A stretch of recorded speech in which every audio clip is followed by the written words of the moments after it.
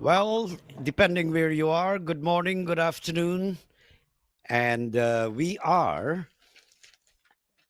at the Prairie View Cricket Complex for game number 2.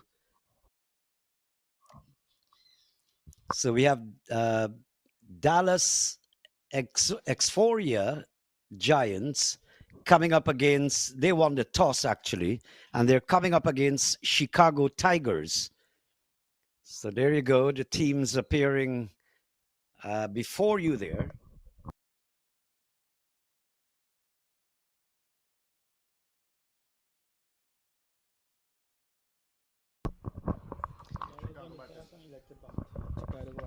Chicago batting. Yeah, Chicago batting. Yes, sir.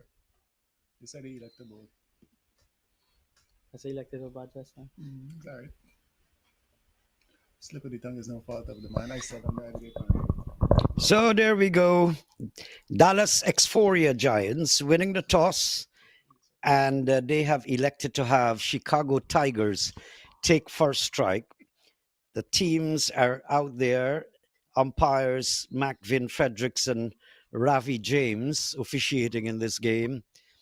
Well, just a while ago, we were on the commentaries describing another game, which was the Metroplex Tracers against Michigan Cricket Stars. Metroplex Tracers won by 8 wickets. That was quite a nice game. And Metroplex Tracers, pretty impressive. Balanced team, bowling and batting. So let's have a little look.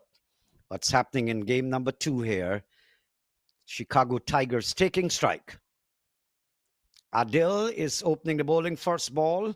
No ball signaled by the umpire. So they're off to a nice start. Lots of freeness here.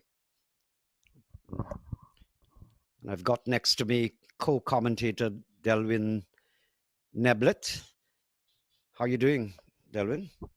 Good afternoon, Naim. Doing pretty good. Always in a good mood when there's some exciting cricket on offer. Just trying to get my tongue organized. Nityanandam. Big shot, straight down the ground. Adequate enough to deal with a free hit. Good start here from Sohail. Getting a gift there. First gift was a no ball. Second gift is that was in the slot. It's sufficient time for Sohail to really drag it down the ground straight into the slot. Yeah, big shot from Sammy Sohail. A bit of a half step down the ground and hitting that one over the bowler's head. 6 runs to his name off of his very first delivery. And the score is now 7 without loss off of 1 legitimate delivery. Chicago Tigers, they're on the move. Well, the Michigan Cricket Stars, they fumbled in every way, bowling and in batting earlier. So this is the second game here, and notched away, not in absolute control.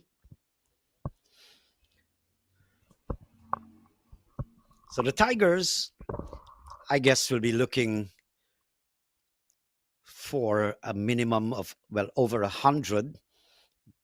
A decent score on this pitch should be somewhere in the vicinity of 150. Now, it's easy to speculate on totals for teams. You've got to go in there and take advantage of the atmosphere, of the state of the pitch. Try to, if you're in trouble, try to squeeze it around the corner. Get the ones and the twos. Very important in this short format. And from a bowler's perspective, early wickets.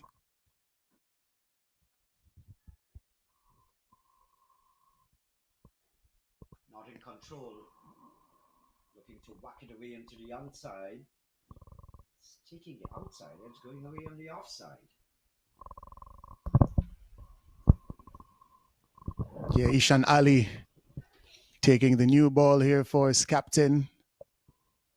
He's conceded 8 runs so far off of 3 legitimate deliveries. He's going to want to finish this over strong. hoping to come out with at most 10. We were emphasizing in the last game the ability to out your full quota of overs.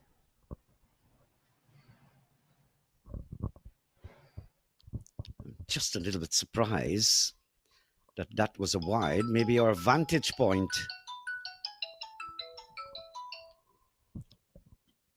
because if you're in slightly slanted, you can misjudge the umpire is in the correct position to make those choices and decisions. That's right. The umpire seemed very strict outside that off stump. Of course, the line, it's just a guide. They have the discretion to call it as they feel accurate. Bit of impatience here. This is still over number one. And I just get the impression there that had preconceived that I'm going to strike this over the top. And he was charging down, didn't get to the pitch of the ball, and the end result is what you expect. Just couldn't reach there. So the captain opting for a slip here in over number one. And I like to see that, actually. You wait and see if the batting side is getting on top of you. You can always take that slip out. Yeah, early in the match, it's always good to be in an attacking frame of mind.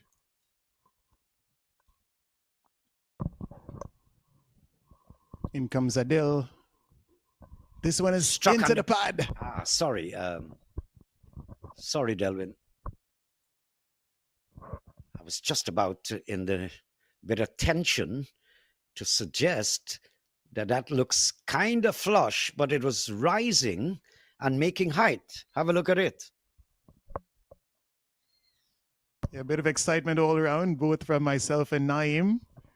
The batsman struck in front of the stumps, but did look to be a bit too high.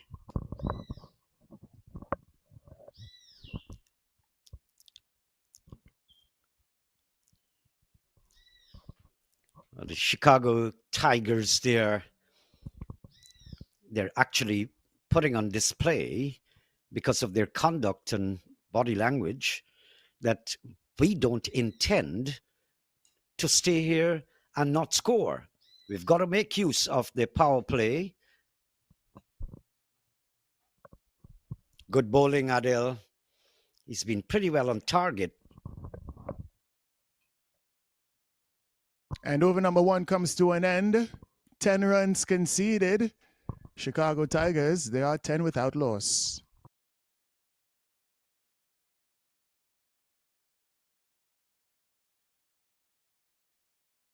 Good aggressive start from Sammy Sohail. His partner, Nithyanandam, is going to be looking to follow suit. Fielding restrictions are currently being applied. And of course, you've got to be able to make the most of your power play overs. A lot of batting to come. Still early stages of this match.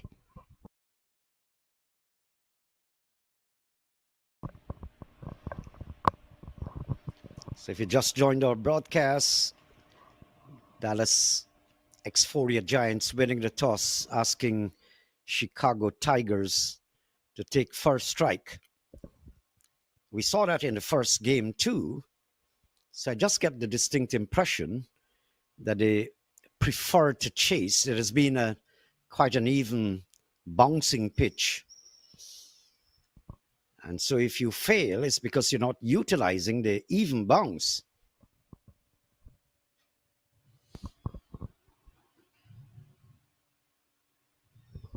Over number two. Peeling off the bat intentionally there. Just opening the face of the bat. Backward point, scoring runs. We saw the lack of appetite for running between the wicket by the Michigan cricket stars. They were quite content with defending because they were in serious trouble, defending and not scoring.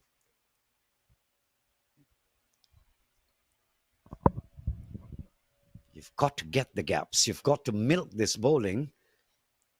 Absolute aggression against a good delivery. So the batsmen are unable to obliterate, may I say, the bowling in the first 2 overs here. They have not connected with a decent shot up until now, but they have displayed their aggressive style.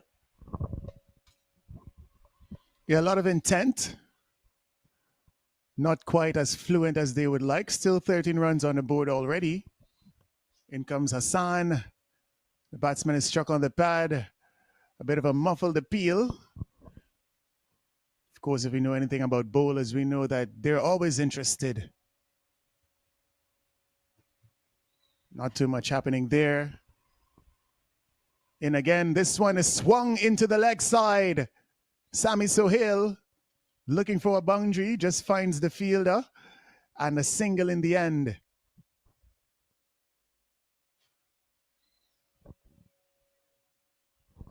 You can say this is an even Steven start. Both sides.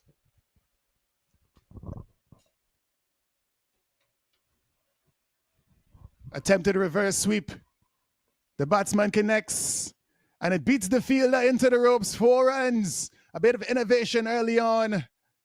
And that's what you expect in a limited overs fixture in a T20. Batters looking to outfox the batsman, finding creative ways to score, and Nityanandam doing that quite brilliantly on this occasion.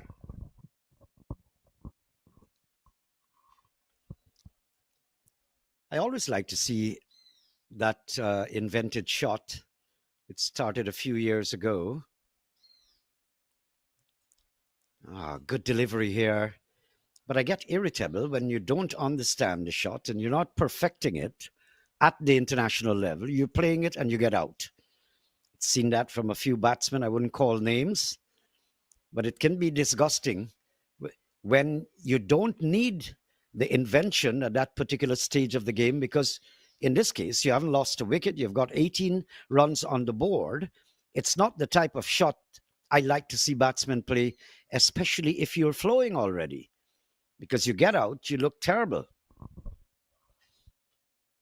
Yeah, great point. It is one of those strokes that looks good when it comes off, but if you find yourself getting out at an attempted reverse stroke when you really shouldn't have been looking to do anything fancy, you know, it really can be kind of a foolish way to go.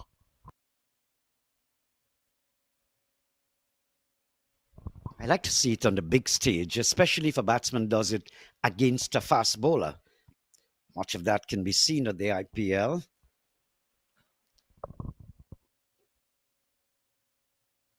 Ishan Adil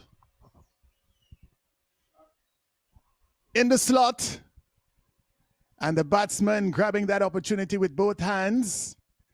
Umpire signals 6 runs, a maximum off of the bat of Sami Sohail. He's on the go.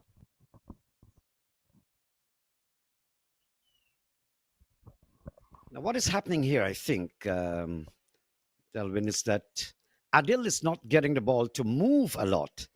So it comes on straight into the bat, in the slot, as you said, and it makes it doubly easy for Sohail. And so he clobbered that one. There was no big swing, no turn. He's pretty straight on Adil, so he's not causing a lot of trouble for the batsman at this stage. Yeah, too much room on that occasion for the batter just to get under that delivery, helping it on its way, well timed, and the maximum.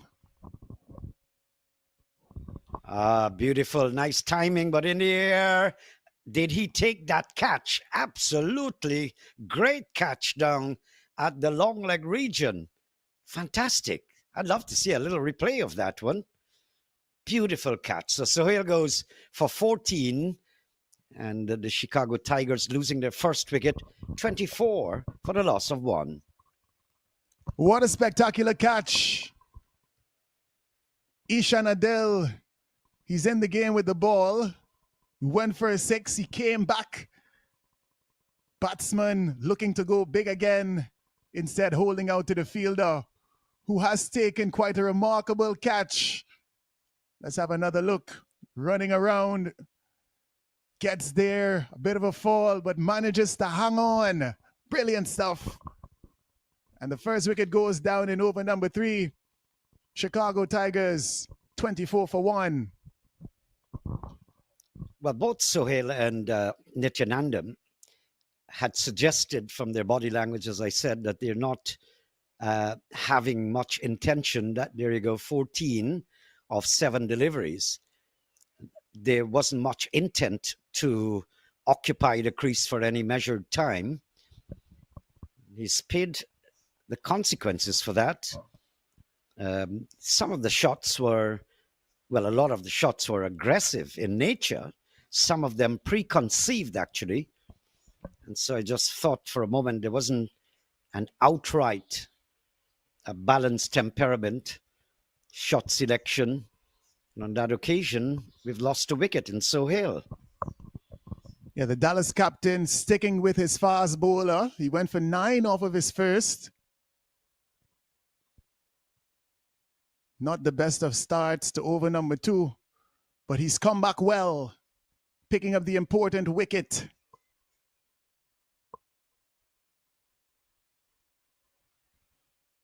Out comes batsman number 3.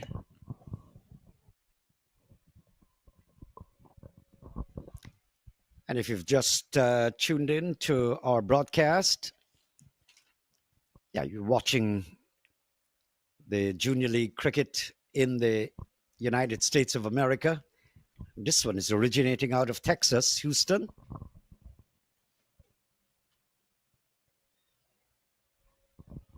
The minor league, if you're not au fait with what's happening, it's more a developmental league that feeds into the major league. So I like the structure, actually. Beauty.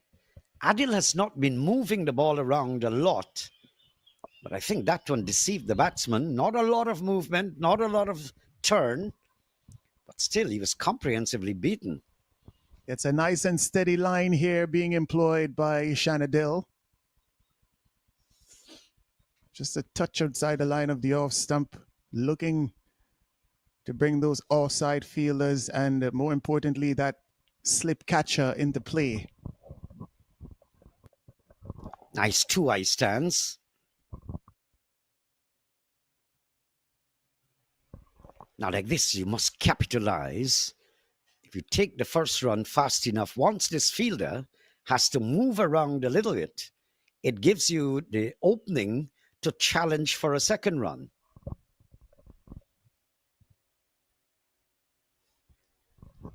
And this format of the game, that is highly demanded.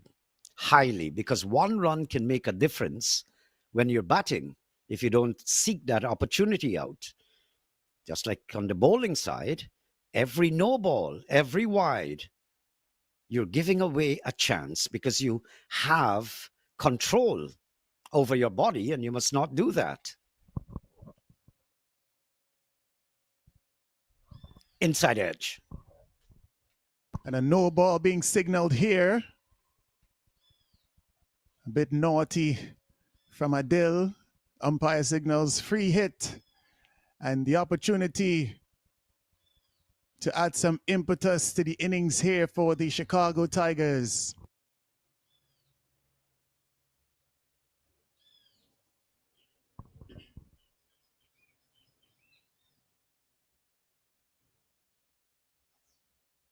Looks to have just overstepped that front marker.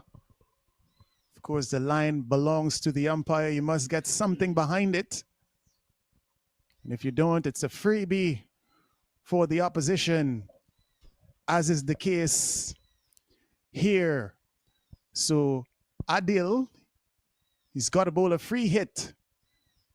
Shani's looking at his field. Where is he going to look to go? Let's see if he can make use of this opportunity. Already they have quite a good scoring rate. He doesn't. Nice comeback from Adil. And a bit of a relief for Adil. The extra delivery and the free hit not costing too many on this occasion. I believe he was cramped for space. He was looking to get onto the back foot, didn't have the space to maneuver, and so he was cramped. So good comeback, Adil. One delivery to come. Wide outside the off stump, swing and a miss, and a dot ball to end the over.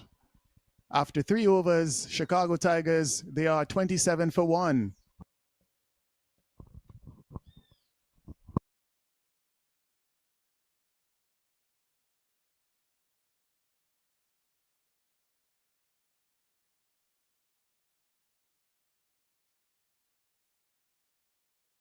This is the minor league cricket tournament. Action happening in the United States. This match coming to you live from the Prairie View Cricket Ground in Houston, Texas.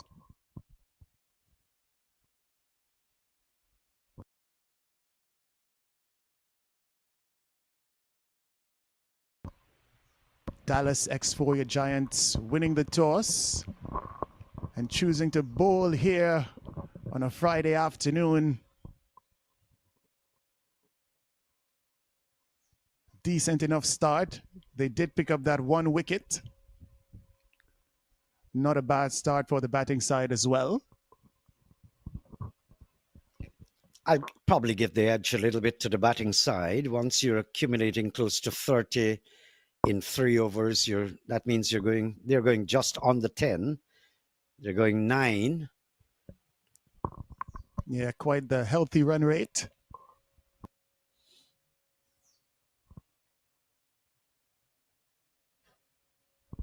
But Tula is quite on target. That's the idea. The power play is such an important factor. Now, in this format of cricket, you win the power play, you practically win the game. Yeah, most definitely. Fielding restrictions are so important. Latches onto this one. It's gone for 4. Again, in the slot or the sweet spot, I'd like to call it. And the batsman just wading into it. Down the ground. Picking the gap well, too. Yeah, full length delivery not quite in the block hole.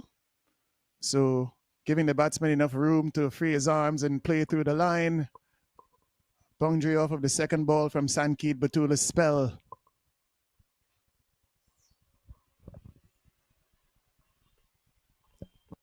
I'm fascinated by the names. I'm looking and I keep wondering, I wonder which nationality or where was he born? Nityanandam. Sounds like India.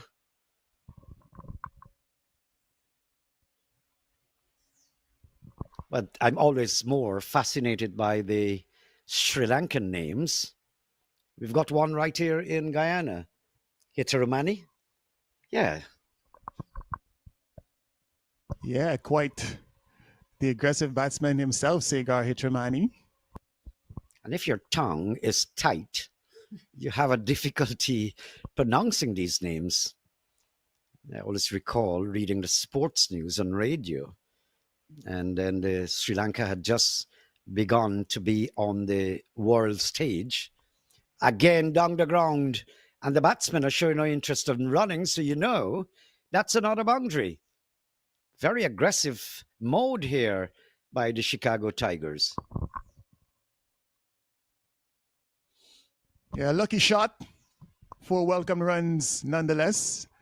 And we're speaking of those names that can be a bit of tongue twisters. One that comes to mind that I loved growing up, Lakshmipati Balaji. And the thing is, when you call them, like for me, Sri Lanka had just come on the world stage, so we weren't accustomed to the names. So you call them flowingly wrongly. And it's okay because the public doesn't have an idea. Slicing off the blade of the bat, it's not going to carry. Yeah, eventually it does because a bad bit of fielding down at backward point. And experience will tell you that the second bounce, whenever the batsman opens the face and gets it into the offside, it is going to spin. The batsman beating the fielder with that spin on this occasion, just running past the delivery, and a bit comical in the end. 4 runs in favor of the Chicago Tigers. I like that point because I'll tell you something that I've learned from watching and describing this game over the years.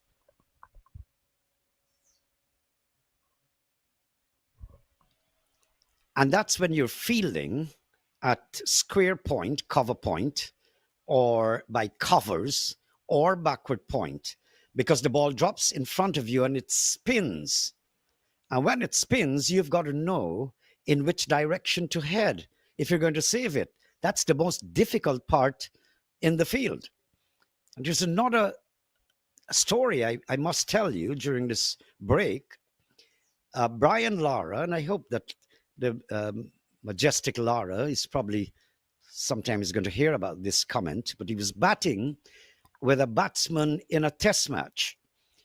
He made a lot of runs, as he always does. But the other batsman he's batting with, and I wouldn't call that name, is also a legend, but he was learning from Lara, and he wasn't getting it away from backward point going all the way to covers. It was always being struck to a fielder. And Lara went down to him and said, just like in tennis, I want you to put a bit of spin in this ball off the bat. He did it, and from then on, it was a different career for that man. So spin is another issue.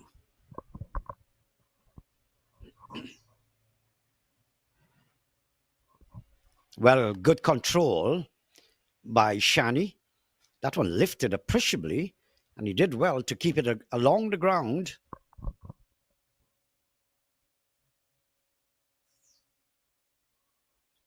Yeah, did well to control the bounce on that delivery.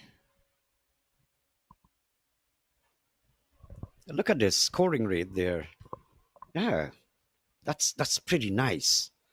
So if they're paving the way here, Delvin, for that particular part of this batting program when they can unleash the dogs of war. If you're in a precarious position, you can. So the first thing is win that power play, and they're winning it. Yeah, hovering at just about 9-10 runs within the power play so far. Has been good stuff from the Tigers. Are they looking to pull things back a bit right now? Under a bit of pressure. He's conceded 19 runs so far. He has picked up the solitary wicket. This captain will be looking to him for a bit more. Remember, the Dallas Xforia Giants, they would have won the toss and elected to bowl. So with that being said, they're most definitely going to be looking towards restricting these Chicago Tigers to a modest total. Up to what I'm seeing up to now, a focus is not on spin. Amatullah in the previous game gave the ball a lot of air and he was very successful. Inside out. In the air, catch taken, wicket number 2. And the Chicago Tigers, though they're having and enjoying a good scoring rate, they're still gradually losing wickets. 2 gone now, 41. And remaining in the attack for his third over. This is exactly why he wasn't taken out of the attack. Has shown the capability and the prowess to pick up wickets. And doing so once again for his captain, Ishan Adil. He's now got figures of 2 for 19. And the Chicago Tigers, they've now slipped to 41 for 2. So 24 for 1, now 41 for 2 in the space of 2 overs, the 2 wickets falling.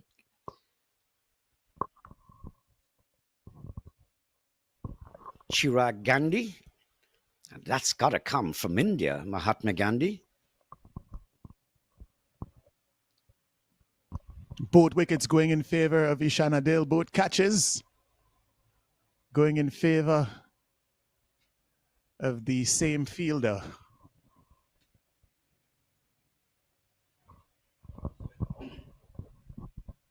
Simple catch.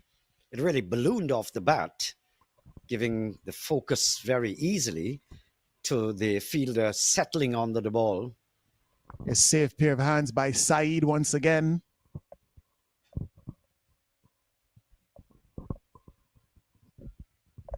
And the Xforia Giants just looking to pull things back a bit here. Nityanandam is still there. However, he's now changed his second partner. He's welcoming the third one in Gandhi. He's got a legendary name. Hopefully he's going to be able to play some legendary strokes here this afternoon. Well, it's C. Gandhi, not M. Gandhi, not Mahatma. Or should we say Mohandas Karamchand? You got that one right. And your foreparents are all the way from Africa, which wasn't far away from India anyway. So you must have gone over the border, your foreparents, at some time.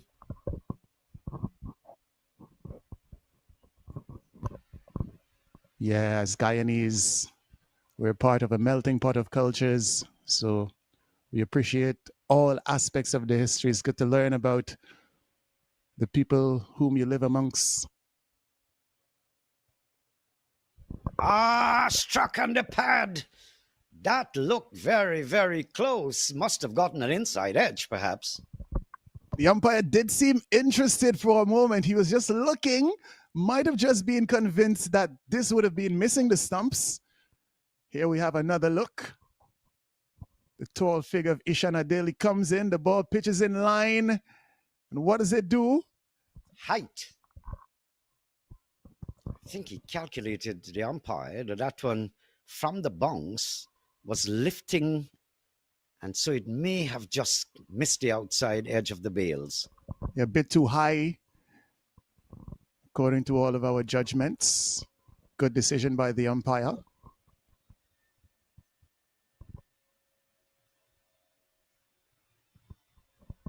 That one slipped out. He's smiling, Adil, as he comes back. He hasn't bowled much of that. He's been quite on target, though. 19 runs. Now 20 runs have come off his over number 3 for him. 2 for 20. Not bad at all. And being as tall as he is, he will be able to extract some natural bounce from this surface. 2 deliveries to come in his third over. We're into over number 5 of the Chicago Tigers innings.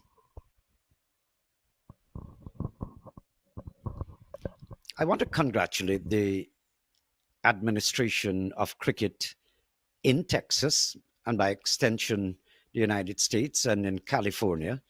But my understanding is there are a lot of turf pitches. So no unequal bounce, pace, no difficult times for the batsmen. And good to see turf pitches, because that's what you're going to get when you go out of the United States. That one is in the air. What a pity there that the catch was not taken, but the run out was not even affected. A couple of opportunities on that occasion. First of all, the catch. Let's have a look. In the air for a little while. The fielder running in, not getting there, and then perhaps a chance of a run out, which could not be executed either. In the end, a single.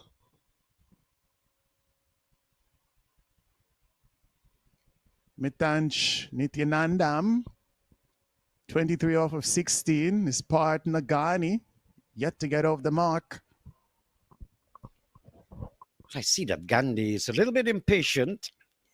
Your side is pretty well poised. 42 for 2 in over number 5 is not bad at all. So you can focus and try to stay there. I'm always looking at that ecosystem. I must thank our cameramen for showing me that little jungle at the back. And if you want to know why, it's because I'm from the Amazon. Yeah, there really are some great scenes on offer. Lush green, not something you'd usually associate with the United States. Nonetheless, it is still officially the summertime in the month of August, so no better time to see some sunshine. We've got those two areas, California, and they're known for wildfires, bushfires. Texas, not a dry state. So this is why a lot of focus, I believe, would be on those states. So lots of cricket being played. And I was telling you, I wanted to congratulate the administration for organizing and getting permission to cut that grass as low as possible. I mentioned to you that I went to certain states where the grass was like 2 and 3 inches. So I asked, why are you playing on a ground like this? And they said that that's what the mayor, that's what they want it. You can't go lower than that because of security to the body. You don't want to weed it, pebbles flying on you. Well, we weed without helmets on and goggles on in Guyana. We get our grounds very flat, and I'm so happy to see this outfield. The sward is in absolutely gorgeous condition.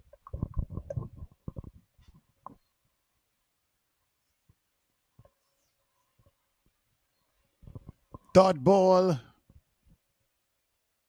Raja Hassan in for his second over.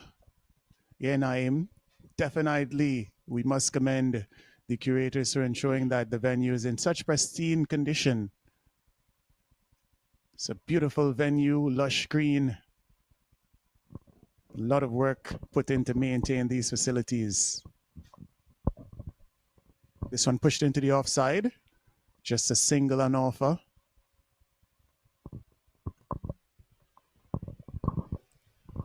But cricket is really catching on. I'm so glad to see the intensity with which cricket is catching on in the USA. This is fantastic. Pretty pleased. Yeah, most definitely. Even the fan base, it's growing.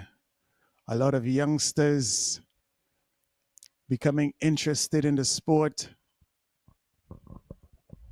In the minor league and the major league as well, it's only going to continue to be good advertisement for cricket in the US.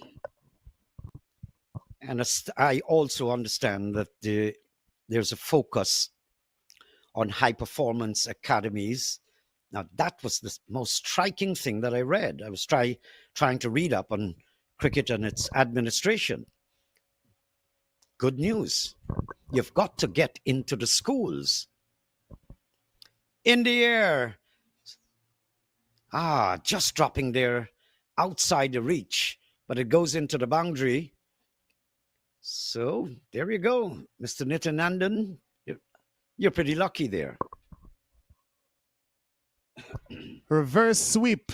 A bit of innovation from Mitansh Nityanandam, earning himself 4 runs. A risky shot, Naim, but sometimes that is what is required.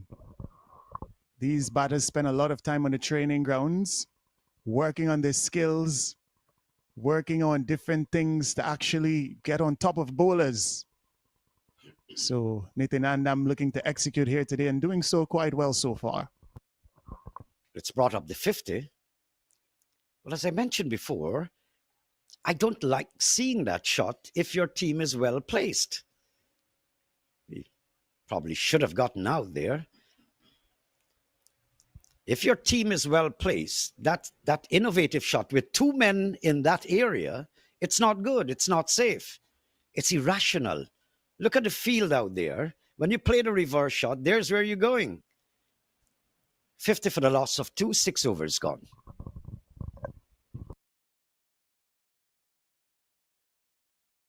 And some might say that the batter was just confident in his ability to execute despite those feelers being there. He knew that once he made enough contact, he would be able to clear them successfully, which he did. So, a credit to him, utilizing his skills and doing so to good effect. But again, a lot of the old-fashioned heads, such as Naim Chan, you know, they want to see you play a bit more conventionally, especially when you're not under that too much pressure. Exactly.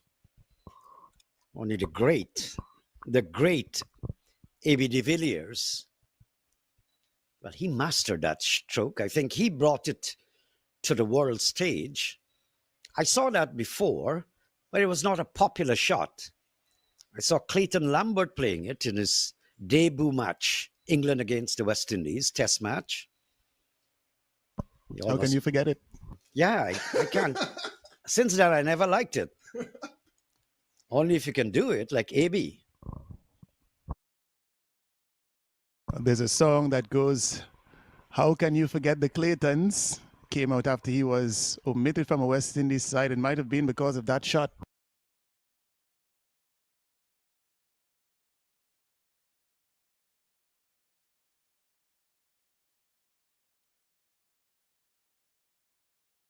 New bowler into the attack. This begins over number 7.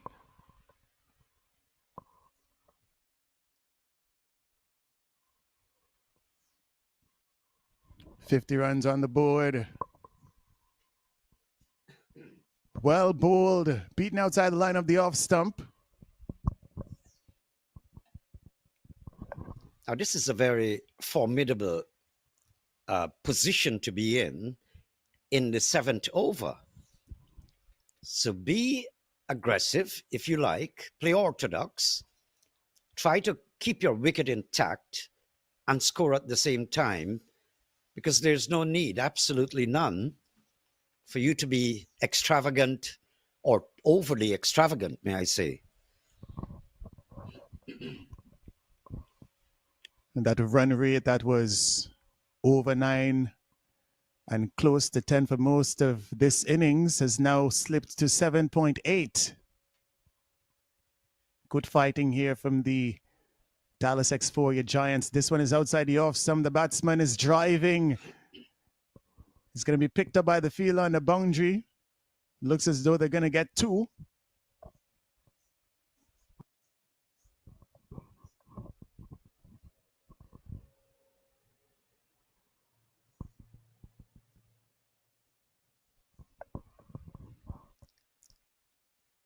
I get the impression Mr. Gandhi must have looked at Shivnarayan Chandapal a lot.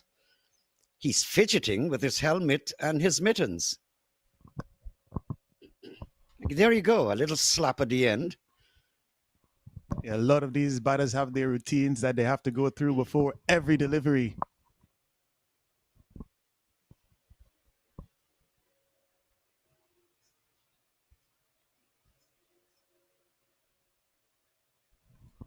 A bad bit of stuff there.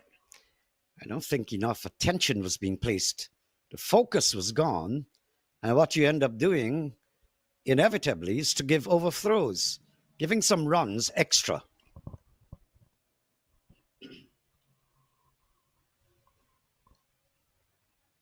Extra and added to the total.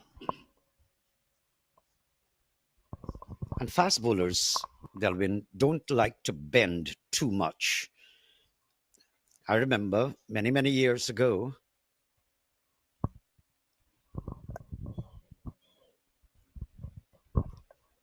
and I think that came out of the Jeff Thompson era.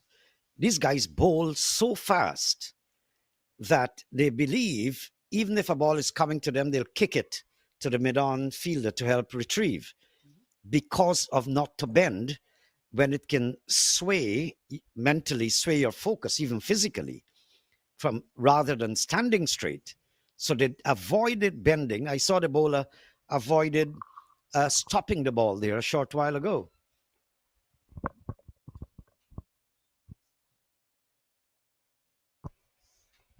Five runs so far off of this Raji over. Once again, wide outside the line of the off stump. And cut away to point for a single. 7 overs gone, 56 for 2. one good thing I'm seeing with the rationale or the style of the batting side is the fact that they're churning out runs gradually a bit slower than before. They were going at approximately 10 at one time per over. They have dropped to 8. But the good thing is that they're turning over the strike and they're very, very busy between the wickets. And that's good. They got to continue in that vein. Yeah, still managing to keep the wickets intact. Still only the 2 wickets in favor of the Dallas Xforia Giants so far.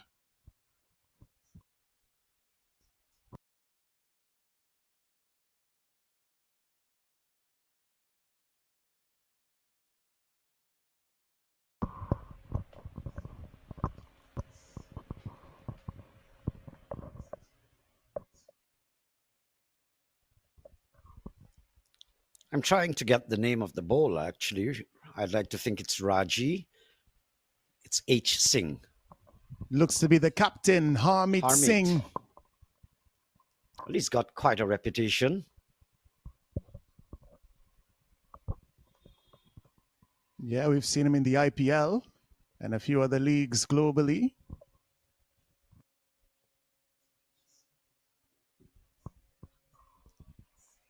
Bad start down the leg side.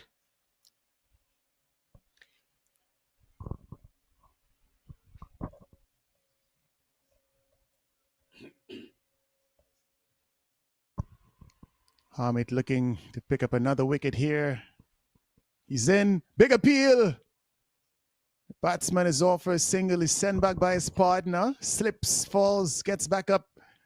And no run in the end. Quite the exciting dot ball.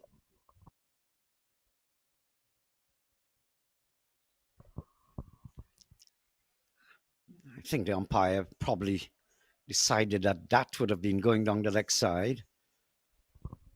Really did look very close.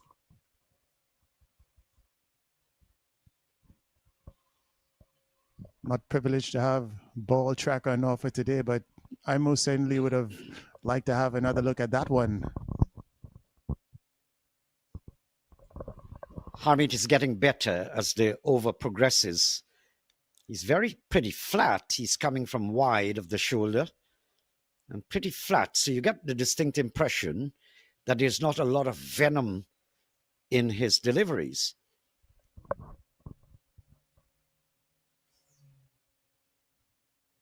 Sometimes tends to use the quicker one as the surprise delivery.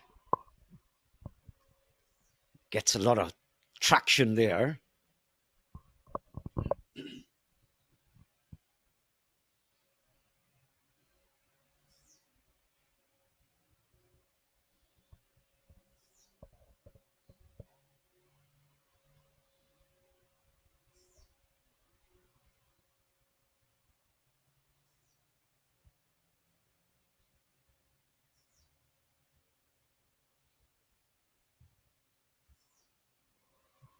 One delivery to come in over number 8. Current run rate now at 7.5. Well, it's dropping. And Harmeet is contributing to that. He has been pretty much on target. It's struck outside. Still going down a bit. No chance of the umpire giving that out. The over comes to a conclusion. And after 8 overs, the score, Chicago Tigers 59 for 2.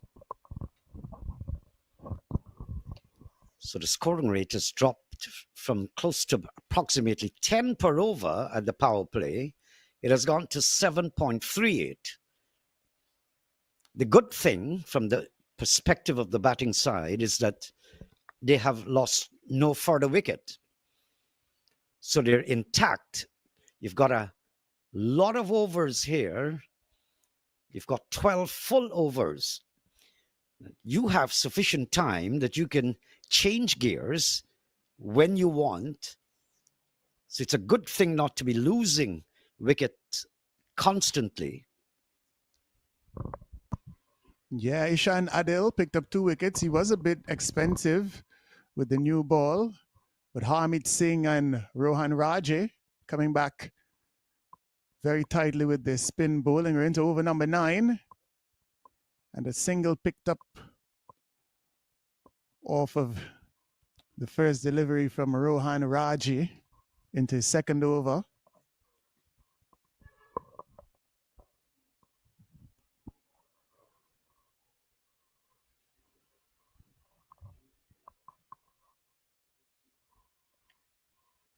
Gandhi on strike. Nityanandam has been there from the very beginning. He's now on 32 off of 27. And his team is going to be looking for him to bat as deeply as he can. Bat around the other members of this lineup. Get them to a good score. Gotten hold of that one. Gotten hold of that one. So that's going to carry all the way. I'm actually surprised that it's a 6. So it was well timed, getting it in the meat of the bat. A half tracker, not really at any threatening pace. And beautifully dispatched by Mr. Gandhi. It is a maximum.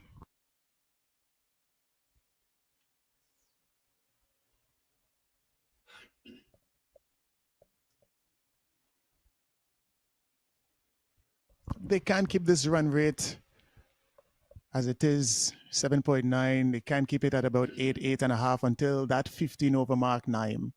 It really will give them a good launching platform to propel themselves to something big after their 20 overs. It's going to be in their best interest. They can also keep wickets intact.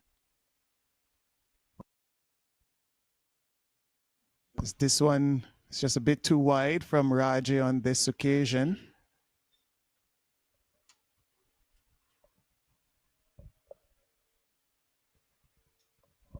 Yeah, always tricky batting first and attempting to set a total. You're never quite sure what will be enough.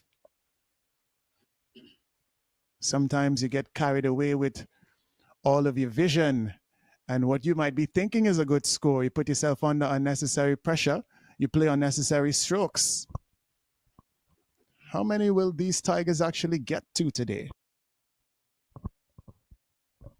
You've got to keep it tighter than that, because what you're doing is giving away a lot of incentives, bonus. And I've seen so many of them being bowled in the first match and now in this follow-up game as well. Yeah, and we mentioned even as it relates to the direction in which you're swinging it, you know, you bowl those wide deliveries, you just give the batters a bit of a sighter. Now, another one down the leg side. So from what I'm seeing from the previous game and this one, the coaches for sure would have one thing to know that he must work on a little harder. Too many deliveries are being spilled by the bowlers. Some of them erratic. In the previous game, I think 4 wides coming off a solitary over. Now, this was a wide on the offside, then a wide on the leg side. Yeah, very recently we saw O'Shane Thomas experience similar challenges in the CPL. And you would like to assume people like O'Shane Thomas would have played the game at the highest level, and it shouldn't be happening to bowlers like that. It just goes to show it really can happen to anyone, Naeem. It can. But I also recall when Malcolm Marshall, and I heard this from his own lips, when he was coach, I think yes, coach of the West Indies. Can't recall if it was Australia or New Zealand they went to. And he kept saying, he's like lamenting to the guys, the West Indian bowlers, about the same issues, and they're still spilling it. And because he was such a legendary fast bowler, he couldn't tolerate it much more. And this one is driven, just opens the face a bit, beats both of those fielders behind point, and a welcomed boundary, finishing off the over. Well, not quite finishing off the over. quite a few wide. So this is in fact only the fourth legitimate delivery from this over. I like that shot. He just on 1 foot, sorry, 1 foot on the ground, just opened the pace of the face of the bat when he realized that he could not get it straight down the ground. Just adjusted the shot. Nityanandam looking well set here on 36. Must be eyeing a half century.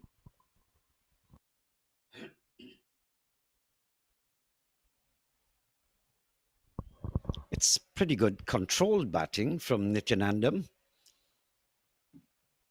He's displaying an aptitude to be level headed. He's been picking his shots. He's not getting flustered, erratic, or extraordinary stroke play. He's the kind of batsman who is tempering, or may I say, tailoring his innings. The individual recognition and incentives on offer for the batters with the most runs and the bowlers with the most wickets. Well, that deserved 4, but he wouldn't get it. It was pretty short, and he was onto the back foot and clobbered it, but not hard enough. There are 2 men out there pretty deep, so beating that field will be very, very hard. End of 9, 7-6 for 2.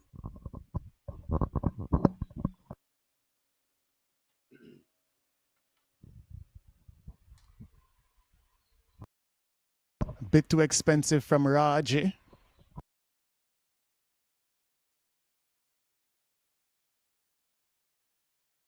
9 overs have been completed. Loving the action here in the minor league cricket tournament 2025. We were speaking of those individual prizes and recognition for the batters with the most runs and the bowlers with the most wickets. Coming out of season 2024, Sujit Gowda of the East Bay Blazers, he actually was the leading run scorer, amassing 446 runs. And of course, the top bowler, he's currently in action, Mr. Sanketh Batula. He finished last season with 20 wickets. So far today, he's bowled 1 over for 13 runs.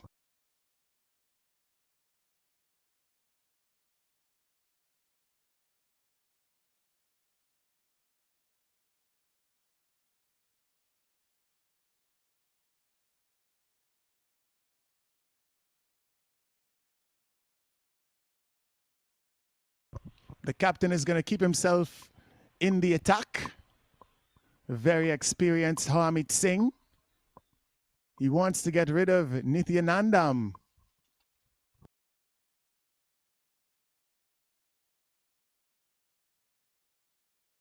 In he comes. Tickle down the leg side. Are they going to come back for 2?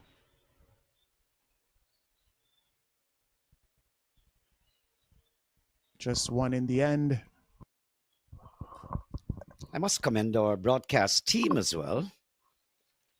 This is a lot of work. Minor league broadcast team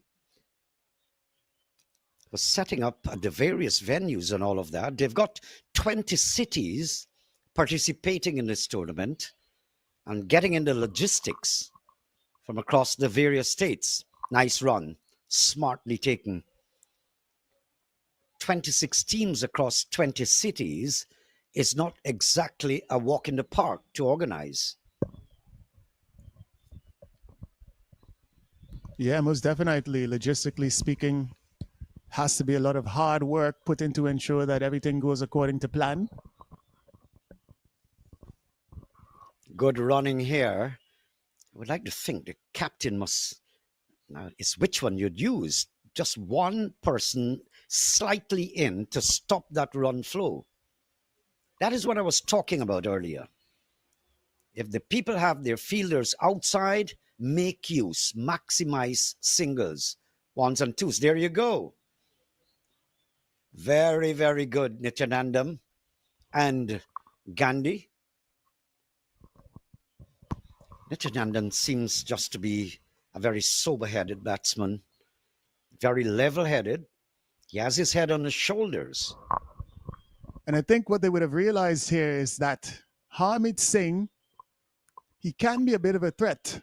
So they're just looking to work him around, not take too many risks, and hopefully keep those wickets intact to go after some of the other bowlers who are left to come in the attack. Good bowling, but he's not stopping the singles. I think Harmeet means to say at the end of 10 overs, 82 for 2, that listen, I prefer to give you the singles. I'm contented to have you churn out your runs via singles. And the batsmen are taking that, accepting it. And look, they're not doing too badly, 8.20 per over at a run rate, and you still have 10 overs remaining.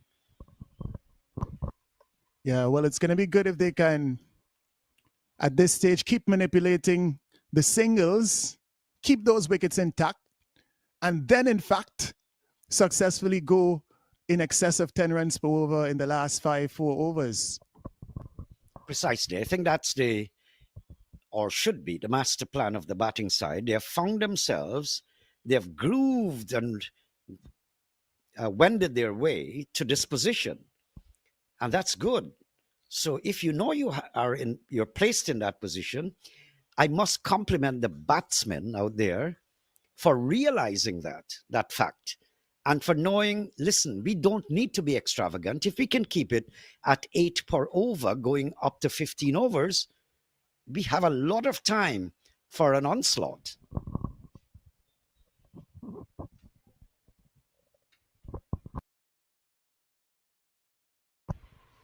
And here he is back into the attack. Your leading wicket taker from last year.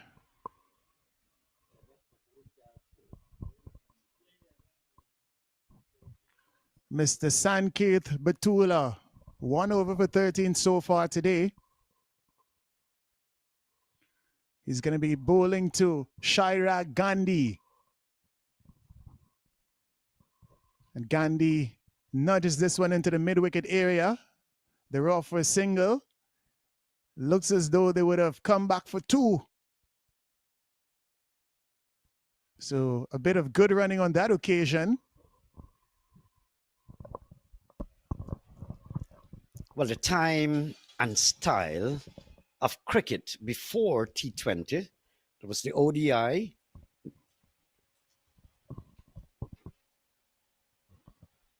walked into the onside, very good running. And the style and times have changed drastically, very noticeably. Many, many years ago, there were no. That's a good shot. I guess you've seen it. So let me just cut the talk. And fantastic shot there. So Nityanandan has gone on to 49. This has been a very level-headed innings, very tailored, of 36 balls. Excellent. Nothing more extravagant you need. But just coming back, cricketers started, must have been, from my recollection, in the 1980s, with rubbing that stuff on your face because of the sun. And it was mostly the white cricketers who can't take the hot Caribbean sunshine. So then it became widespread. Even people like myself, as black as cinder, we wear it now. But we were in the naked sun all our lives. And then it moved from there to all sorts of hairstyles and then all sorts of colors in your head. I dislike it, actually. If it's for style, for me, Brian Lara can do that. Sachin Tendulkar can do those things because they are stars. Perform, then you can do all those things. Nicely timed.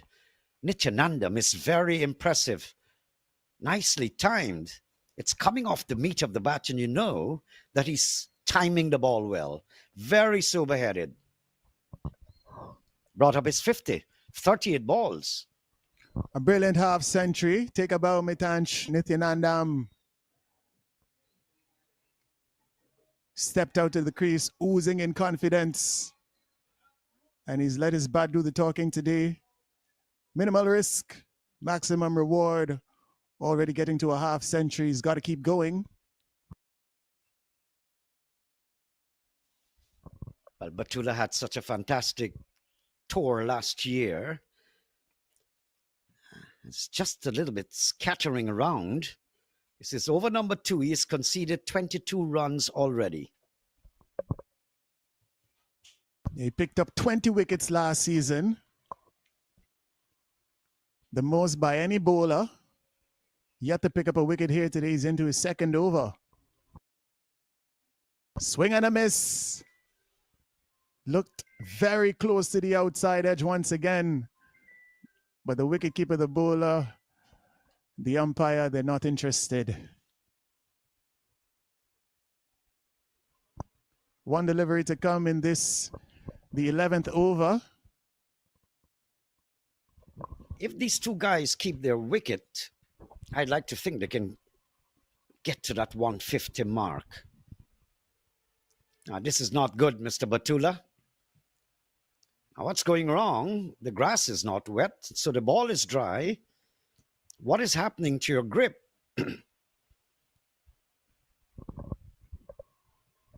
Perhaps intentionally wanting to go wide. Bowling against Gandhi. Maybe forcing him to hit into the direction that he chooses, but a bit too wide on that occasion. And that one, there's a muffled appeal. Is it out? Yeah, the batsman is walking. Yeah, not too much celebrations from the fielders. But a wicket nonetheless. Well bowled. Batula picks up his very first wicket in 2025.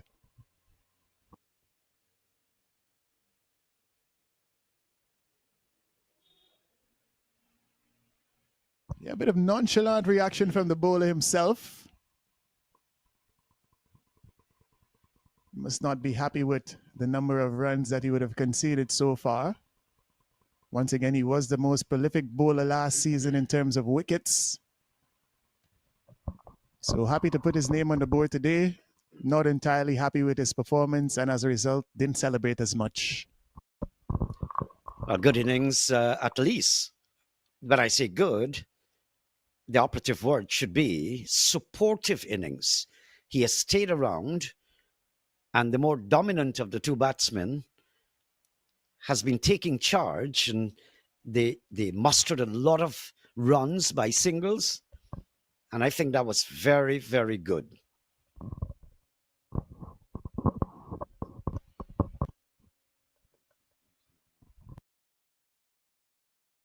A good hand played by Gandhi, scoring 16 off of 15 suggested that he was able to rotate strike quite comfortably in support of his partner who was on the go.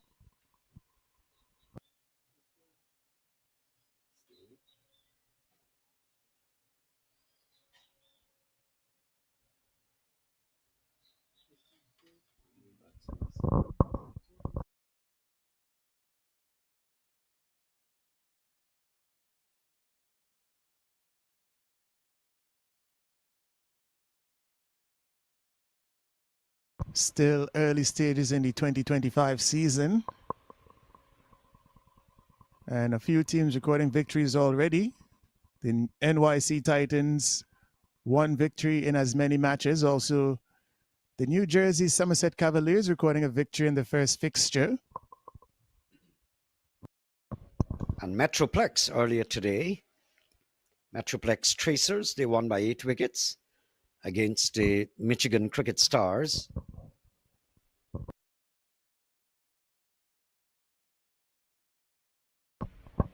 And here in this game, Dallas Xforia Giants winning the toss and having Chicago Tigers take first strike. And they're still rallying around. 93 for 2, 93 for 3 should be, in over number 11, which is not bad at all. Yeah, with this start, I think they're going to be looking to get up to about 170, 175. at a minimal. And those two last batsmen, Nityanandan and Gandhi, had posted 52 runs in that partnership. So very, very good consolidation.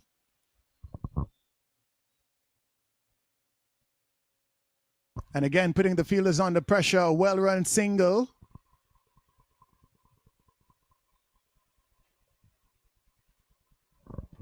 The running between the wicket has been excellent.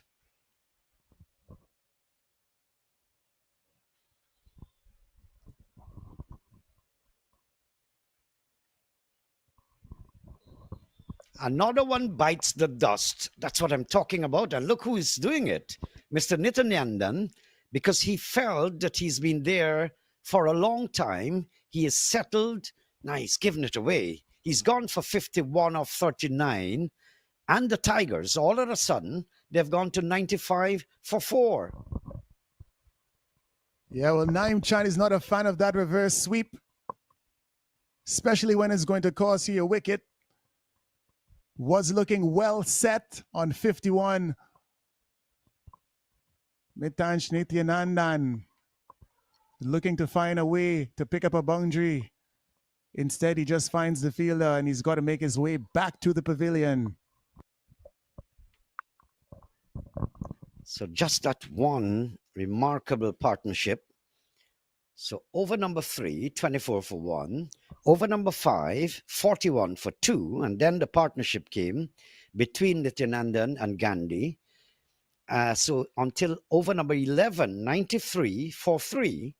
And now over number 12, 95 for 4. So they're just sliding away a little bit. Yeah, a couple of wickets in quick succession after a big partnership. But I think generally they've been very sober-headed, the batsmen out there, and they have tailored their innings. At 95 for 3 can never be bad. In over number 12, you've got 8. Lots of overs remaining. Lots of damage could be done either way. The batting side can collapse if you don't keep those wickets intact. And the bowling side could suffer collateral damage if the batsmen stay there and then unleash the dogs of war. Absolutely. We've had 3 half centuries so far in this year's minor league. This one makes 4 of the bat of Mitansh Nityanandan. And what a beautiful delivery from Hassan. Bounce and turn, Naim Chan. Absolutely. Great ball. The batsman was absolutely deceived.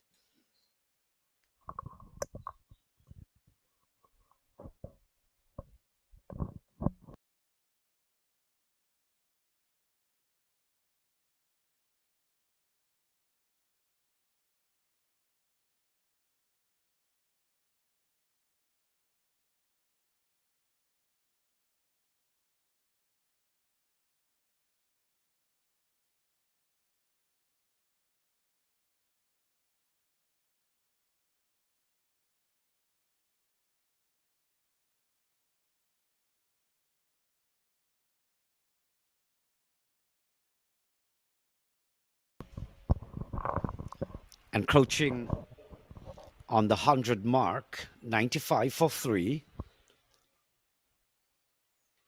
Chicago Tigers asked to bat first. Dallas Xforia Giants winning the toss. Looks as though you never know when you're making that mistake. But as I said before, the pitch is pretty even Stevens in its bounce. So I don't think nothing is wrong with batting first. I see a lot of scratch marks there at the current batting crease.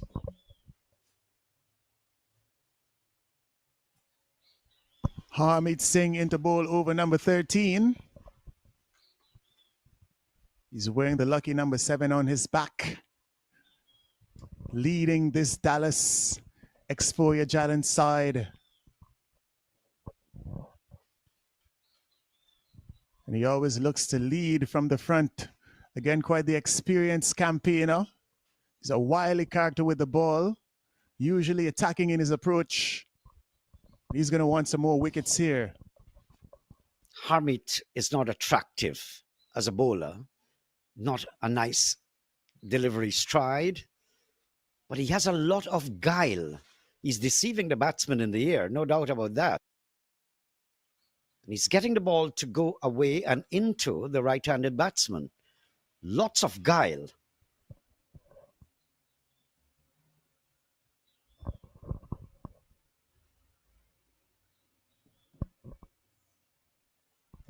We're going to pick up a couple here or a single. There are so many bowlers that had funny delivery stride or action. Paul Adams from South Africa. Max Walker delivered with the right foot as a right arm fast bowler. All sorts of funny looking delivery stride. Yeah, even a bit of Sohail Tanvir in recent times. I wonder if he got enough onto this. Doesn't.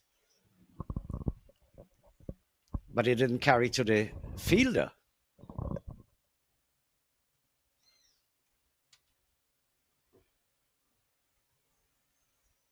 You spoke of those actions that are not necessarily pleasing to the eyes. What are some of the better actions that you would have seen, or who?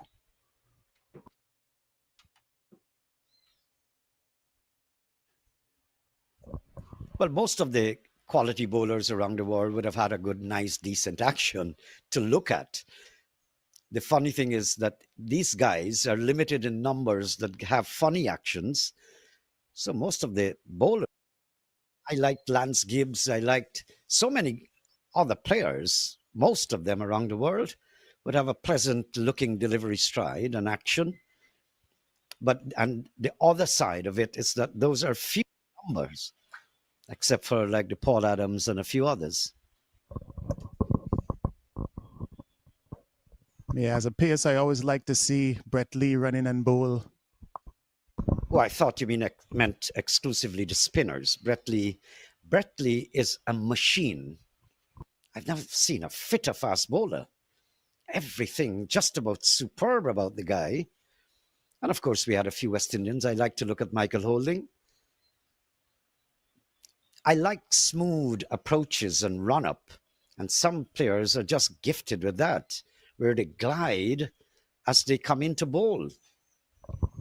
And just because of that smooth run up, Michael Holding, more affectionately called the Whispering Death by his teammates, as Hassan comes in. And this one is helped over the boundary, down the ground for a maximum. Well played by Dill.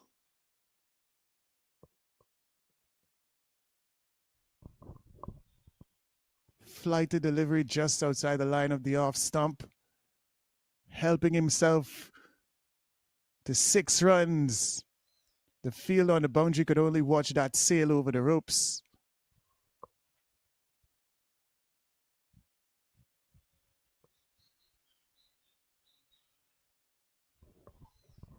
Good shot from Justin Dill.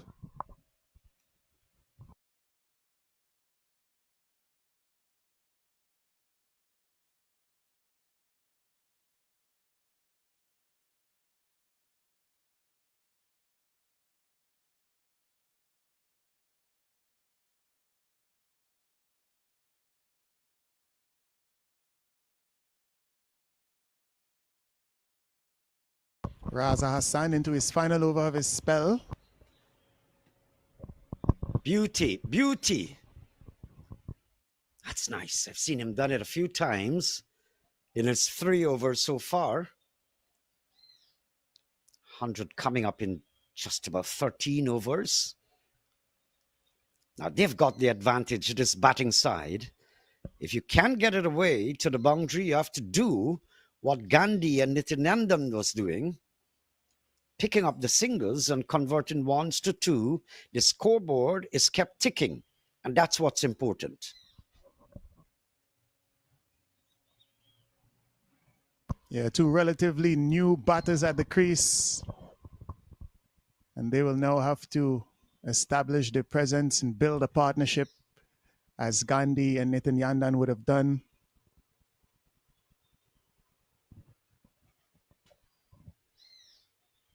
This one is driven in the air over extra cover, picked up on the boundary.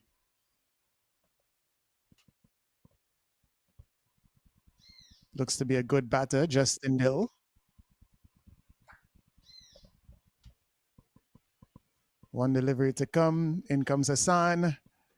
And this one is blocked by Dill. A dot ball to end the over. 14 completed.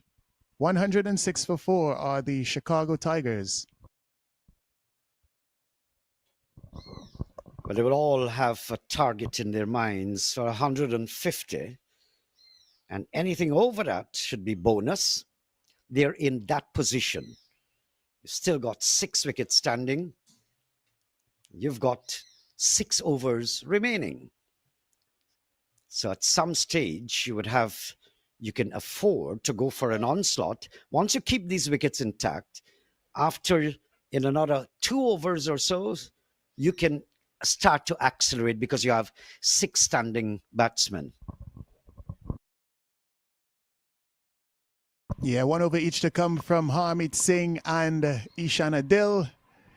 And the remaining 4 overs, you should expect those to come from Batula. Once again, the bowler with the most wickets in the 2024 season. He's got 2 overs in the bank, as well as Rohan Raje also has 2. Completed 2 overs for 23 runs so far.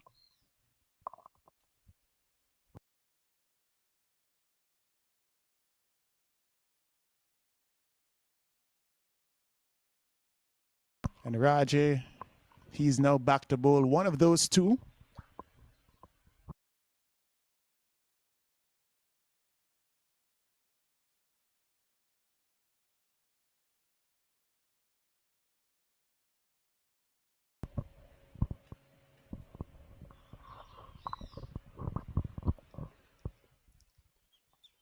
If you don't watch carefully, you can mistake Dill for Gill. Shubman Gill. But look how things can change overall at such an instant. Shubman Gill in India. You thought that this guy is an icon in T20. Then he goes around to England in a test match or a test series and blasts the ball to every corner, scoring all centuries there. Super. What a brilliant player he is.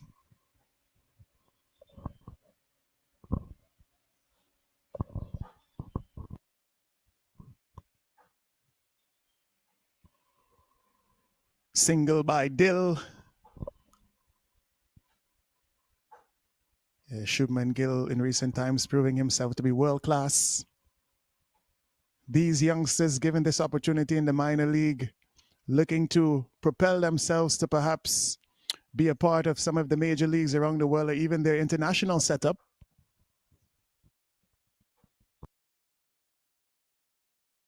Nice shot. Really stabbing it away. Beautiful. Lots of poetry in that one. It was almost on a very good length. Look at this. And he's still stabbing it away with all the pace inside, bisecting the gap, everything absolutely in the right position. Yeah, and if you're Rahul Basu, shots like those, they're definitely going to help people to remember your name. And when I say people, I'm speaking more specifically to the management of the different franchises around the world, persons responsible for picking the national sides. Those are the people who matter if you are an aspiring cricketer.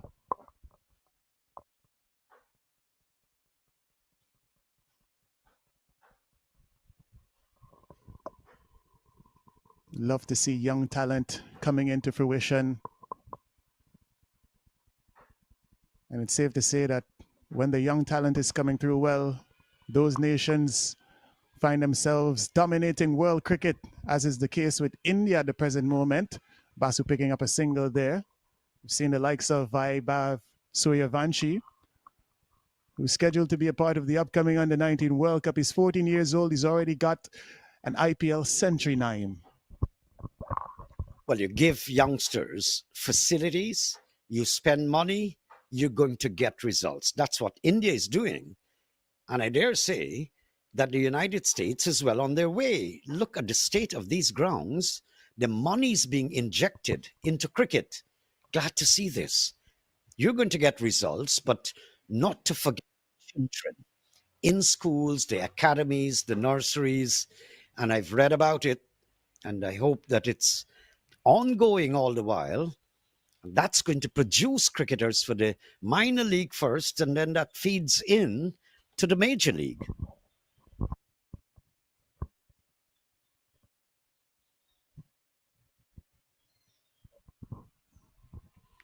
How many can these Tigers get? How many will they be happy with?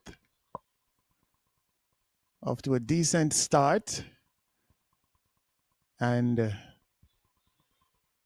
the Giants did fight a bit with the ball to restrict them. That one a bit high. We're going to have to wait. And we don't have to wait. The umpire signals a no ball immediately. Above waist high.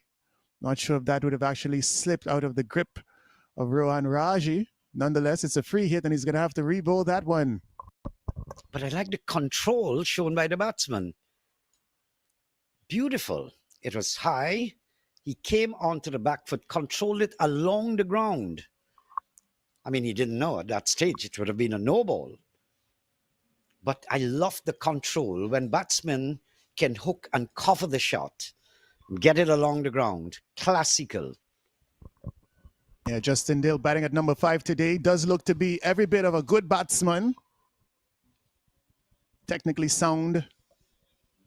Does seem to have a bit of power as well. In comes Raj. Wide of the off stump. Dill is driving square of the wicket. And just a single. Good ball. Good ball. So I believe if you're tackling, if you want to bowl Yorkers outside the off stump, long ago we bowled Yorkers right up to the stumps, leg stump. Everything changes with time. And the international stars, they are choosing to bowl Yorkers just outside the line of the off stump. Because down the leg side, you can be called for wide. So they're bowling Yorkers just on that line of the off stump or just outside. That's what this Raji. Yeah, previously, dead bowling was largely characterized by straight, full, and fast. These days, not quite, as this one evades the man, a third man. Delicate stroke, a bit of dexterity there. Not so much brute force, but a good cricketing stroke, knowing where the fielder is, and quite nicely getting it past him for a boundary. Now, I spoke about Nityanandan, who made 51 of 39, and the control that he had. It tells you right away that this batsman has his head on his shoulder. He's sober-headed. He knows exactly how to tailor in an innings with the right temperament. That's Nityanandan, and I'm seeing this from Dill.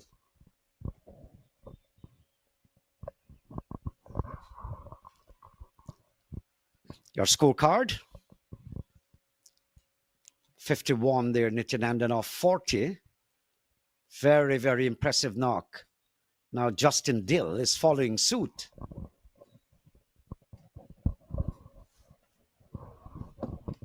Batters in the hut, we've got Yash Patel still to come.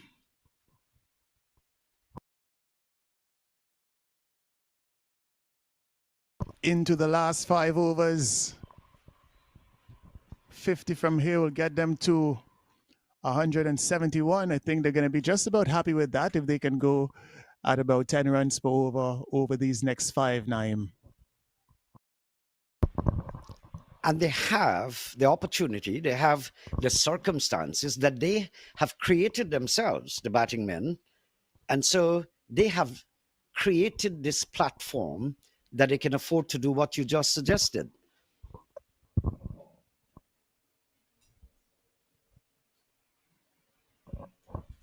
So I'd like to say, in other words, this has been smart, sober headed batting. Very, very good. Just you should try to get those bonus runs over 150. And as you call the target there, perhaps 170. That would be good. Sankit Batula into his third over. Bit expensive so far. Bows are wide on this occasion and they run a single, so 2 extra runs. Batula is certainly not finding his rhythm. 24 for 1. This is over number 3 for him. Just 2 overs and 1 ball. And it's dangerous for the opposition when your strike ball is clearly not in rhythm, but he's still able to get up wickets as this one is flicked into the leg side. 1 bounce in front of the fielder. He fumbles. Are they going to come back for 2?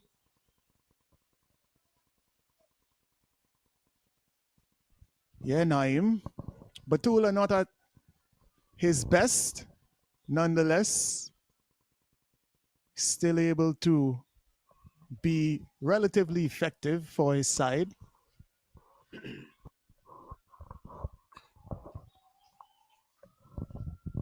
Swing into the leg side. Who's going to take the catch? 2 fielders converge and they collide. Oh me, oh my, why didn't someone call? That's what you need to do for the youngsters looking. This should never happen at any level. If you see a teammate converging and you feel as though you've got the best chance of taking that catch, you've got to sound your voice. You've got to be very vocal. You've got to say leave. You've got to say mine. Otherwise, you risk the chance of dropping the catch and injuring yourself, as might have been the case in this instance. A lot of time here for either one of these fielders to claim the catch in terms of calling for it. Neither did, and they ended up colliding. A chance gone a begging, and the batsman lives to fight another day. Yes, bad mix-up. I mean, you've got seconds to give that shout, leave, or go. Sometimes you don't have sufficient time, but that ball was pretty high, and so they should have been able to negotiate. Good control, Basu. I like to see that kind of cricket. It's more classical. This is a more raw format. So I guess he'd have to change gears in a short while and do some adjustments. But he's controlling it well. He's not hitting it in the air. He's more quite a classical batsman.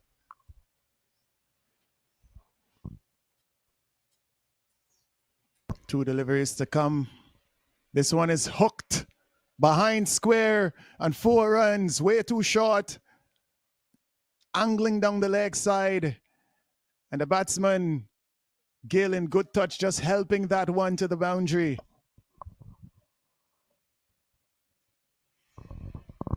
Yes, good shot. Bad ball. Bad direction.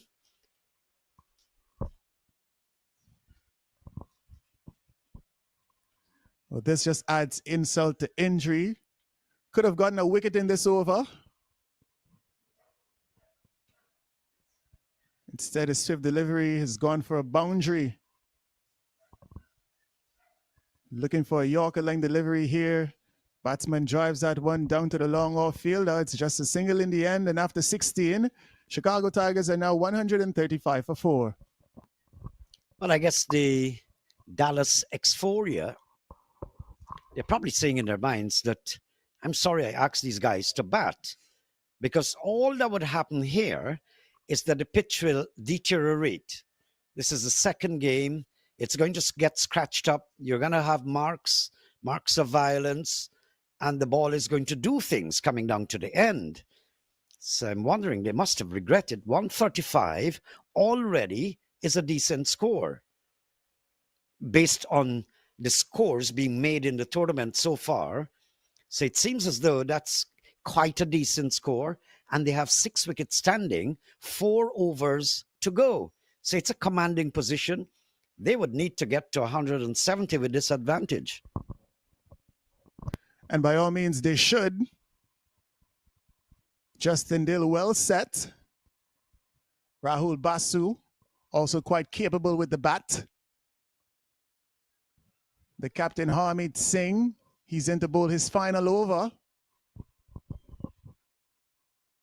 After which we're going to have 3 overs remaining. Irshad Ali, or should I say Ishan Adil, he's going to have to bowl one of those. Bad start for Harmeet Singh. It's a 6 off the bat of Justin Dill. And he's ready to chip in the turbo, Naeem Chan. He's ready to press down on the accelerator. Looking for some more maximums. Well, it's good to see such intelligent cricket. These guys have excelled with their temperament, with their ability to tailor their innings, watch the scoreboard, know exactly what's happening, keep wickets intact, and at the back end, they can have some fun. Extremely good batting and batting sense.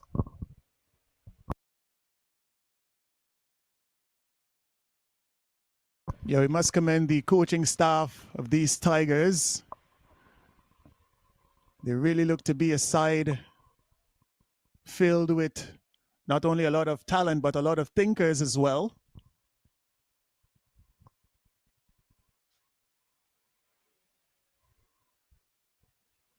Really would want to get up to in excess of 170, 175 here.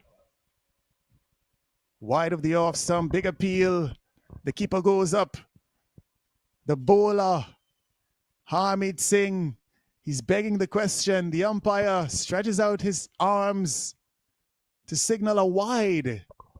They were very animated. Must have had a lot of confidence that took the edge. Almost could have been called a wide. Yeah, it was in fact called a wide in the end. Oh.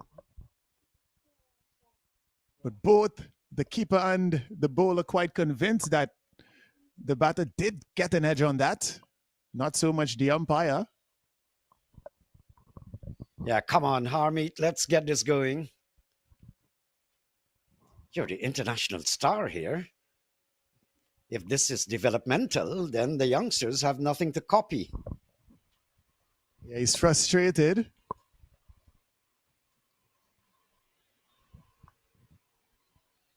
Perhaps just a bit unhappy with himself. Well wide, hoping that by some stretch of the imagination, he was going to be gifted a wicket off of that delivery that was by no means a good one. Yes, he was highly animated. Probably saw the edge. The umpire didn't. And that'd be unfair. But that's the name of the game.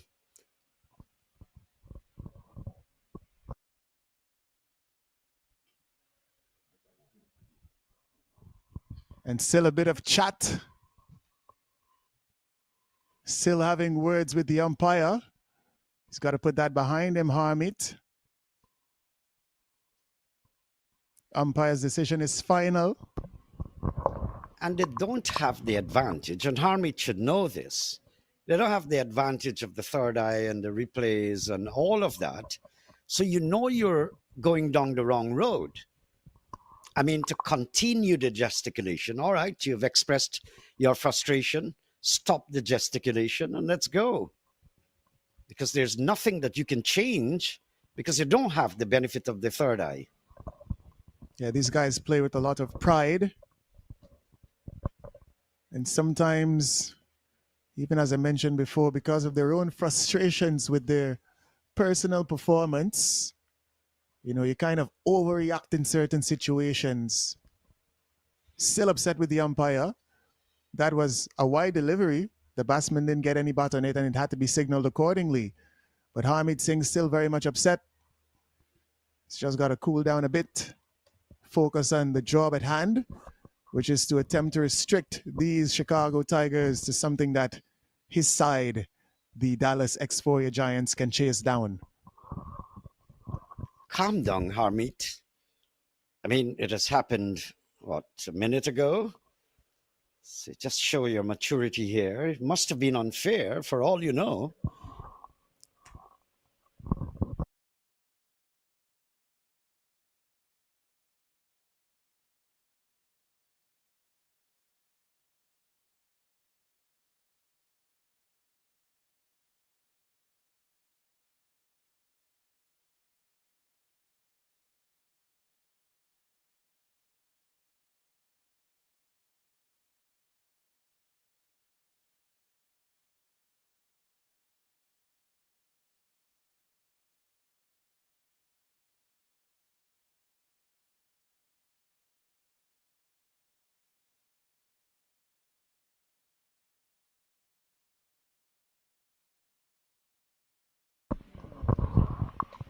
So just a little bit of confusion here for us, but they have checked him in as run out.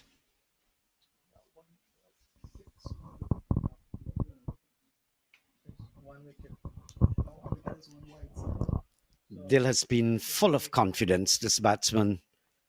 We saw a bit from the earlier batsman, Nyandam,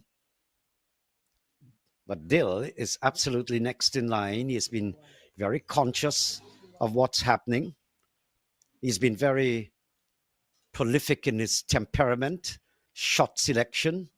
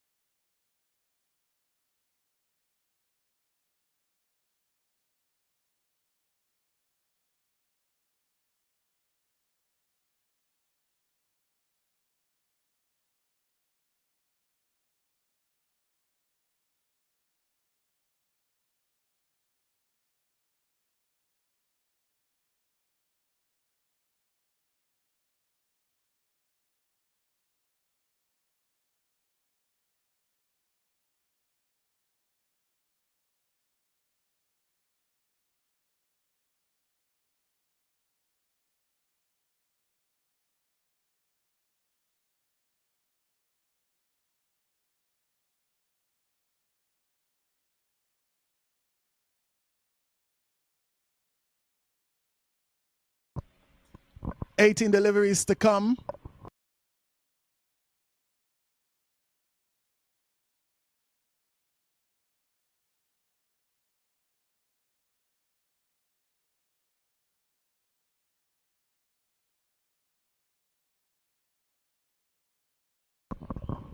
Down the ground, you could have seen the confidence there in Sinner. Full of confidence in the slot. Adil was struck away with feral ferocity.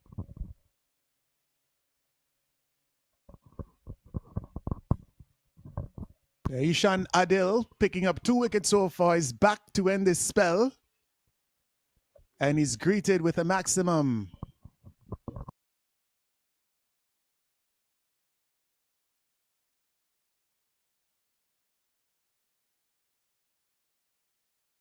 Goes big again. 6 again. And this is what they need. Into the last 5 overs, into the last 3 as a matter of fact. 2 balls, 2 sixes. So Ishan Adil, you're going to have to go back to your mark. You're going to have to think about what you will do, what you can do to subdue this onslaught. Batters are looking to take you apart in your final over. How can you come back?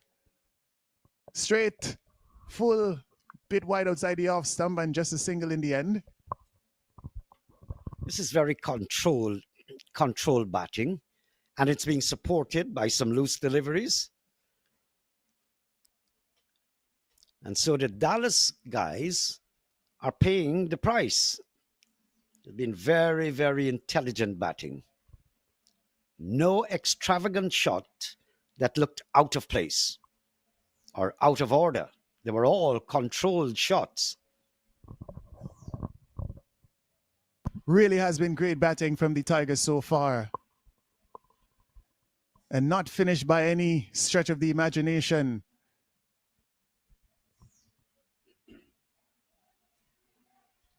Into the onside. Mid wicket comes off of the boundary. The score is now 160 and 14 deliveries still remain. Dill gets perfect timing and he's very wristy. And I like his sobriety, if you like, where he takes his time, shot selection perfect. He's on top of his game. Gives him an opportunity to go after it in the last maybe over and a half. Down the track and beaten outside the off stump. Not able to make contact on that occasion. Good dot ball from Adil. He's got one delivery remaining in his spell. He's picked up 2 wickets. This fourth and final over has been expensive so far, gone for 14.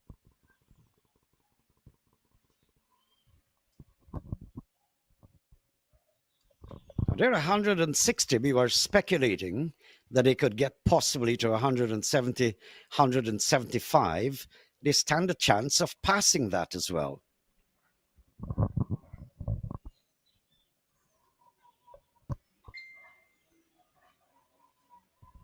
Full toss. Full toss, struck away. It's not going to go towards the boundary.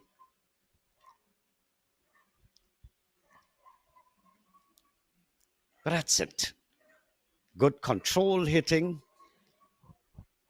Perhaps would have to get it over the top coming into the last 2 overs.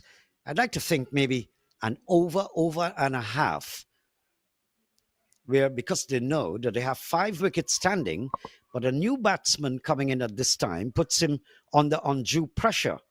So you don't want to necessarily lose a wicket. Yeah, Adil, a bit fortunate on that occasion not to go for a boundary off of his last delivery.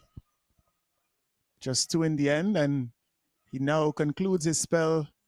2 wickets for 37 runs. Chicago Tigers, they've got 2 overs to come. Justin Dilly's been exceptional, 30 off of 21. Really does look a good timer. His partner, Gatapali, came to the crease and wasted no time.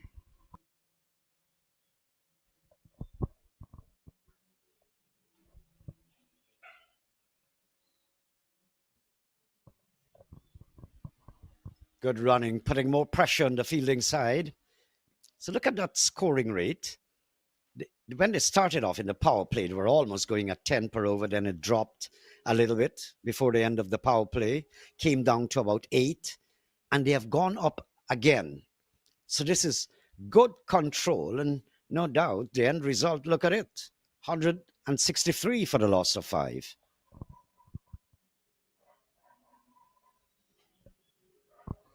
Yeah, the fast bowlers, a bit expensive if you are the Dallas Xforia Giants. Raje, unable to pick up a wicket. He's conceded 39 off of 3.1. Can he pick up a consolation scalp? And this is final over.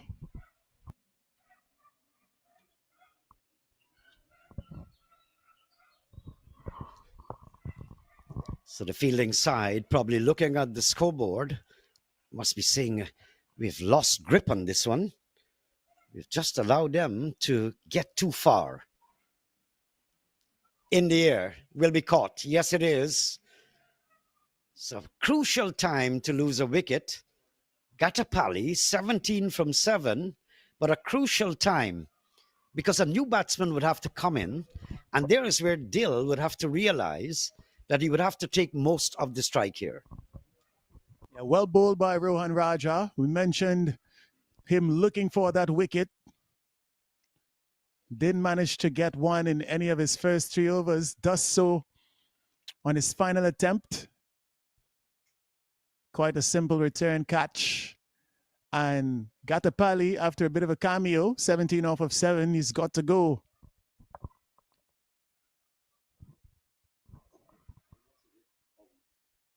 It's all about minor league cricket 2025.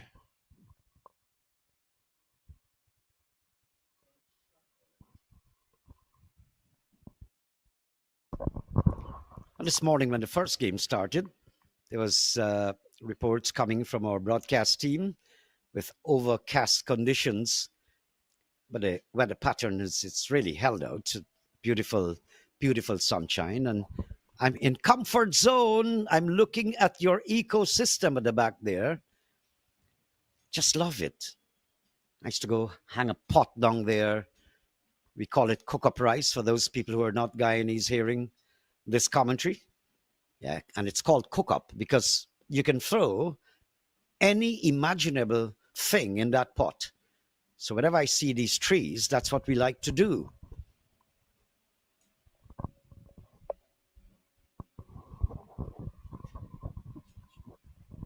Rohan Raja, 4 deliveries up his sleeve.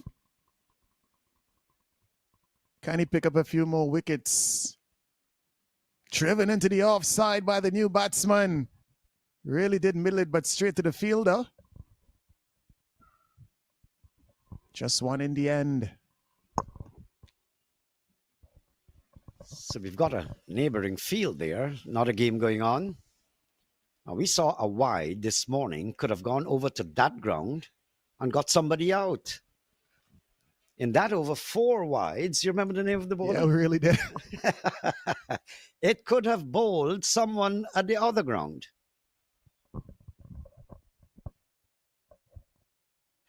Straight down the ground, majestic shot.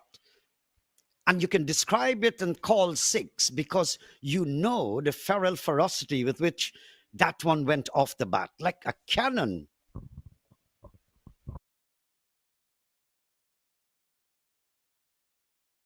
Justin Dill. And this stroke, just in the nick of time. 6 runs in the penultimate over.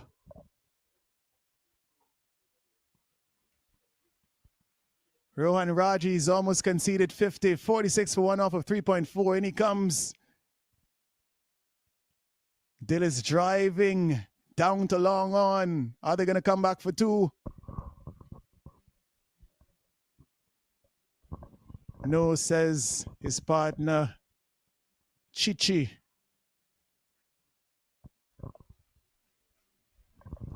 I wonder if these guys got their names from music because Dill looks like Indian. And there's a song, Dill, Dill, Dill, da, and Chichi, Chichi Bado. Some of them are Hala Somabal. Most definitely. Yeah, all reggae style here. So they've got a combination of all the cultures. There is also one with Ravi B and Nisha called Ye Dil.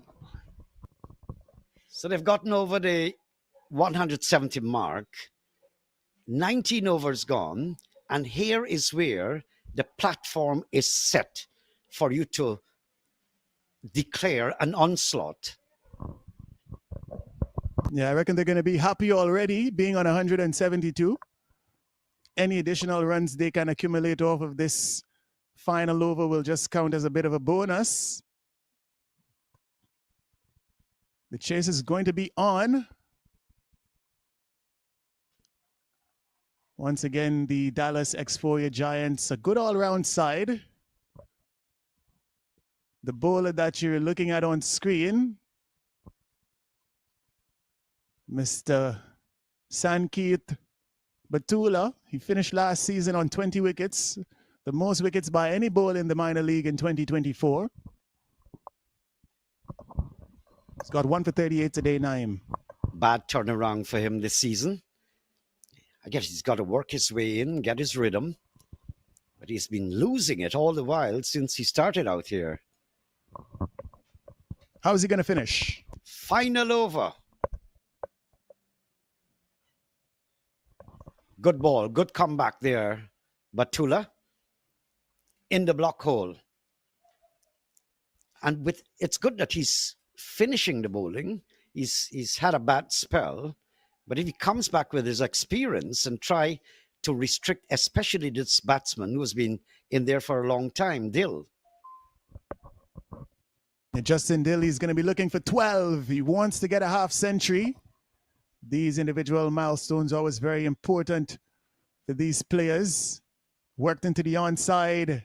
Mid wicket comes off of the boundary. A single on offer. There's where you see now the experience. All 2 deliveries have been Yorkers. That's what you need in the crunch time at the back end.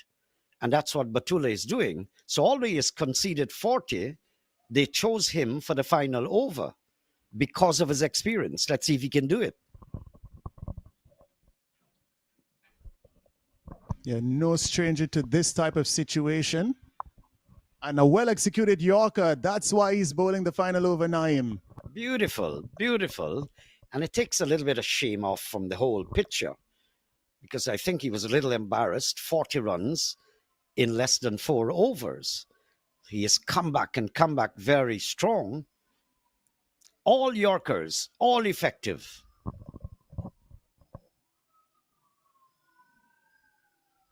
Outside edge this time. Absolutely great over here from Batula. But look at the screen 175 for six. We were talking about 170, 175. They've gotten there. Yeah, and just like his captain Harmeet, Batula seems to be the type of player that does set very high standards for himself. Gets pretty frustrated when he can't execute, as this one is angled into the legs of Dill, and he's taking advantage of it into the leg side for a boundary.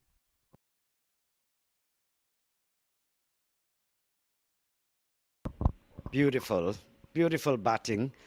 Well, I can say almost beautiful bowling, except for that delivery down the leg side. Yeah, misdirected and just helping it on its way. Justin Dill. He's now on 43. He needs 7 for a half century, one delivery to come. You can have a no ball and a 4 coming off. This has been very, very good bowling. Batula has finally come good. Just a little bit late on that. 45 coming off him. Dill, 44. And Chechi, 4, but very supportive role. And it has brought up 180. I think this is fantastic. Yeah, quite a commanding performance from the Chicago Tigers, and 180 on the board. I reckon they're going to be very happy with this. Is it going to be enough? We're just going to have to wait and see. Of course, we know the Xforia Giants, they are a very talented side themselves, well capable of chasing this down, but it's all about how the game is played on any given day. Here we have the scorecard, 50th of the order from Nitya Nandam, very well played, and receiving support from Justin Dill, 44 unbeaten, a couple of 17s from Rahul Basu and Kartik Katapali. The wickets going to Adil, Ishan Adil, 2 wickets to his name. And of course, Hassan picking up 1, as well as Batula and Raja. Well, that's the story. The groundsmen are doing some blowing, bit of damage done from the bowler's crease. And there you go, more stats coming up there for you. Adil got 2 wickets, 1 apiece for Hassan and Batula. Batula disfigured there, 46 coming off his 4.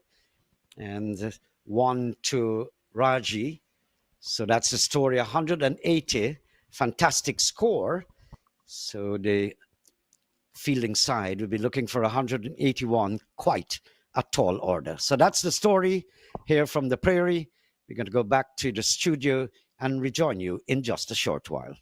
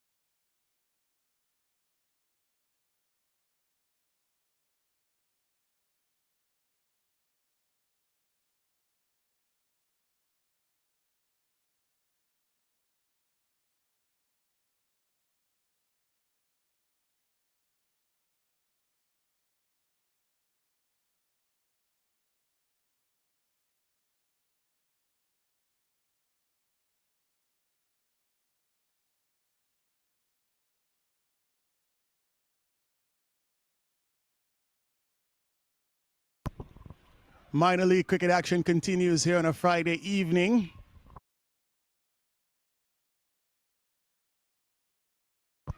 And we're now ready for the second half of this encounter.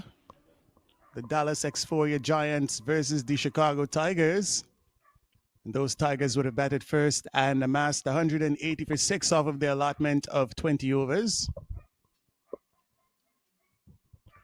181, that is the target.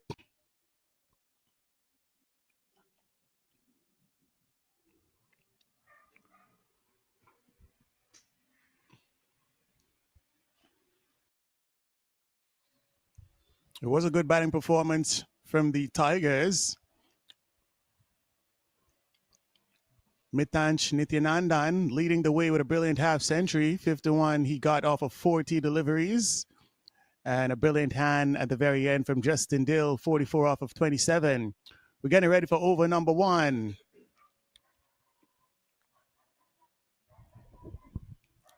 The Giants need 181 to win. In comes Justin Dill. And it's a no ball first up. Not a good start.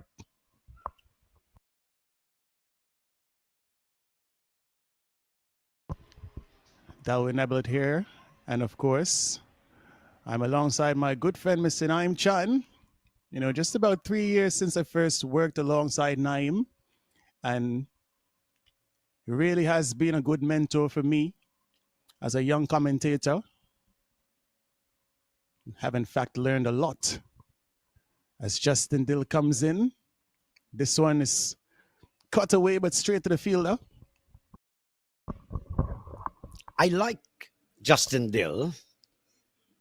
Reason number 1, he has a ball strap on his head, and I have one. But I'm Chan, and he's Dill. But I like him for that. I'm not alone.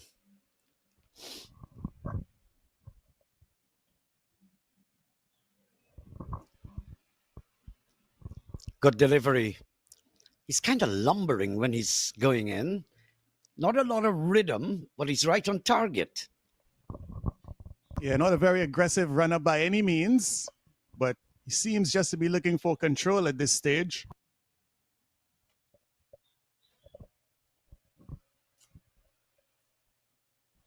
So Xforia chasing 181 to win the game. Tall order. How far they can get, let's wait and see. They might spring surprises, you never know.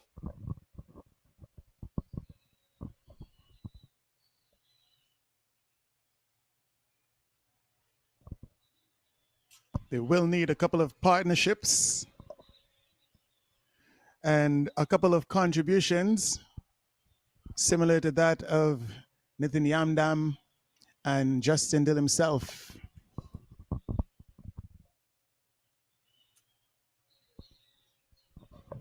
He's exposed himself. I wasn't sure what age he is. But all of a sudden, you get an idea.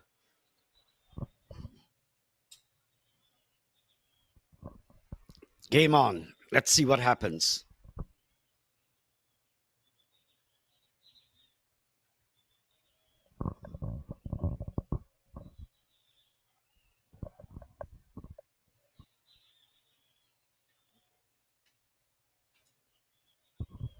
Not a good ball. Not a good ball. And these batsmen, of course, will know, they're big enough to know, that they don't have a lot of space. They don't have wiggling room. Gotta get about this almost immediately.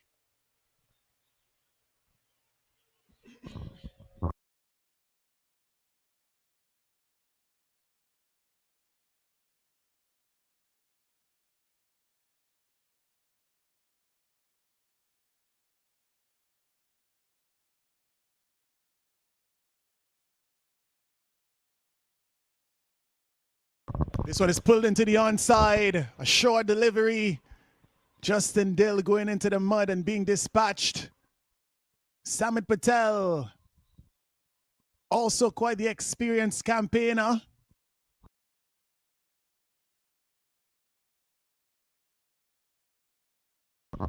And just when you thought that Dill has it covered, That was not to be. Good score, good scoring shot. Mr. Patel, he knows. He's walking around calculatingly, the pensive crease on his forehead, telling you that he's thinking, walking away, and he's dispatched a very good shot. So they're on their way. Still a very, very long road to go.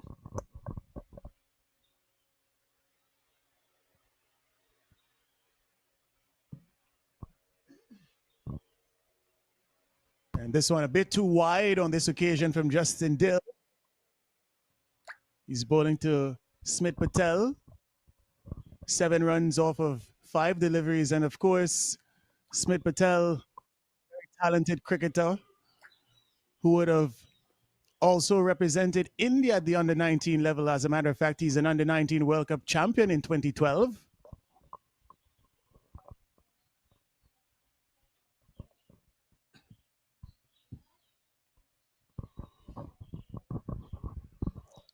End of the first over, started off pretty well, and then 11 without loss.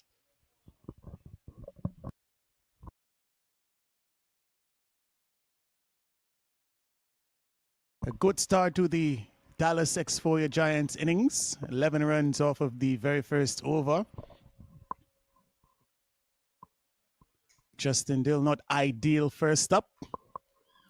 Nonetheless, we've still got a long way to go here in this encounter. 170 runs needed from 19 overs. Required run rate just about 8.9 at this stage.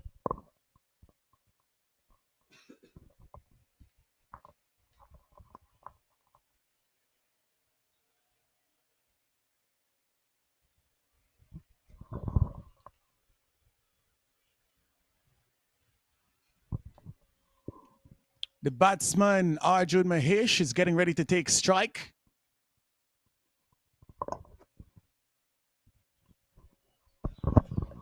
Now, there's a very thin line, and this is from a batting perspective, a very thin line between sanity and insanity here, because you can maintain your sanity if your scoring rate is pretty high to chase down this target. Straight drive, struck somewhere on the ankle. It actually ricocheted off Dill's ankle. Well, it's not Dill, actually, it's Sinha. Over number 2, he's the new bowler. Struck pretty firmly. I see he's holding his elbow, in fact. He said, I'm okay. I can take that. Not a good start from Vinit Sinha. Looking to go Yorker length, instead just a full toss, quite easily dispatched straight down the ground for 4. Not the type of gift you want to be giving to a batsman the caliber of Samit Patel. Patel is seasoned. He knows where he has to go. Now, let's see the endurance, whether he can stay there and achieve that. Wide signal by the umpire.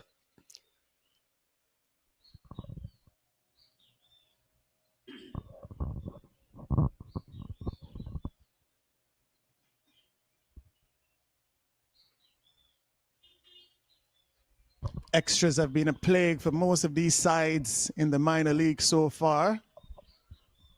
Far too many wides, especially this stage of the tournament. Bowlers are going to be looking to tighten up just a little bit. Another full toss, but this time he manages to save it. Good work. Yeah, another full toss, but this time he manages to save it. Good work off of his own bowling.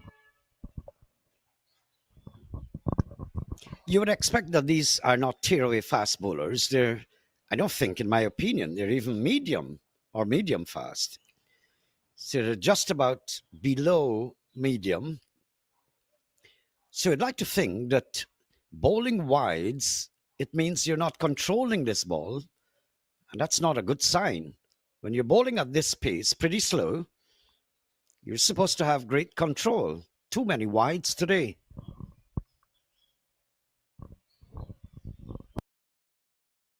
And a good effort in the field.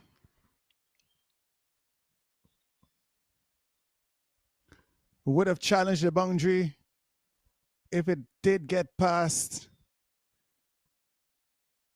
that field at backward point. Nonetheless, a diving save and just a single.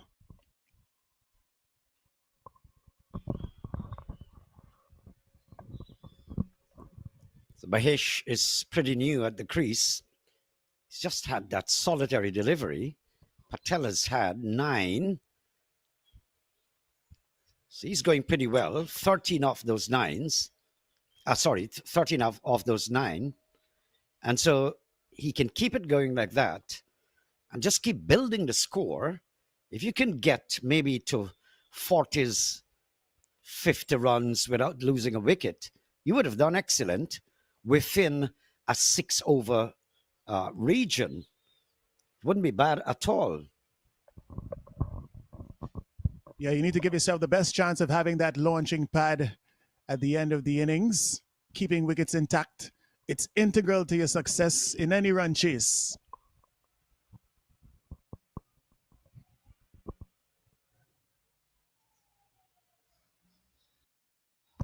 And from a bowler's perspective, if they can get wickets consistently, it's going to be in their favor as it relates to these Dallas Xforia Giants to a score of beneath 180. But that's the key, actually. If the batting side loses a wicket, the equation tilts. Right now, it's already tilted because the fielding side had mustered 180. So for sure, the batting side doesn't want to lose a wicket. Very, very important. And keep that score going. Keep milking. Get it around the corners in the crevices and keep picking up singles and twos. I mean, these are expert batsmen batting at opening the batting. So when the loose ball comes along, you'll be able to take advantage in a sensible way. So I don't see that Patel is trying anything out of the ordinary or extravagant. So he's batting quite cool and calm, but he's got to remember the scoreboard must keep ticking. Squeeze it around the corners. Final delivery, Vinit Sinha comes in.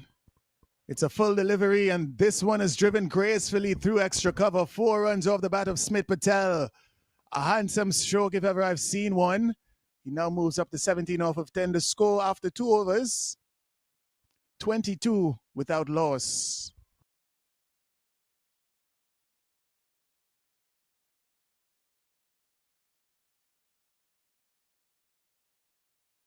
Really good conventional cricket stroke. And you've heard us speak extensively about how much room there still is even in the shorter format for stroke players and how much room there is for elegance and playing the ball on its merit. Seeing that on this occasion from Smith Patel, just easing that through the covers. But just look when the format started off. You thought that it's a slugging game. And even the great legendary Michael Holding said he would not do commentaries describing T20 because it's not cricket. It's even got a little worse because there's 10-10. Lordy, not so long from now, you might have a 1-over showdown or perhaps no overs. Just come to the ground and go back home. But look at the development of T20. Look at the new aspects and strategies that have been added in such a limited format. It's amazing how many things you can work out. Winning power plays, setting your field tight, bowling without conceding no balls and wides.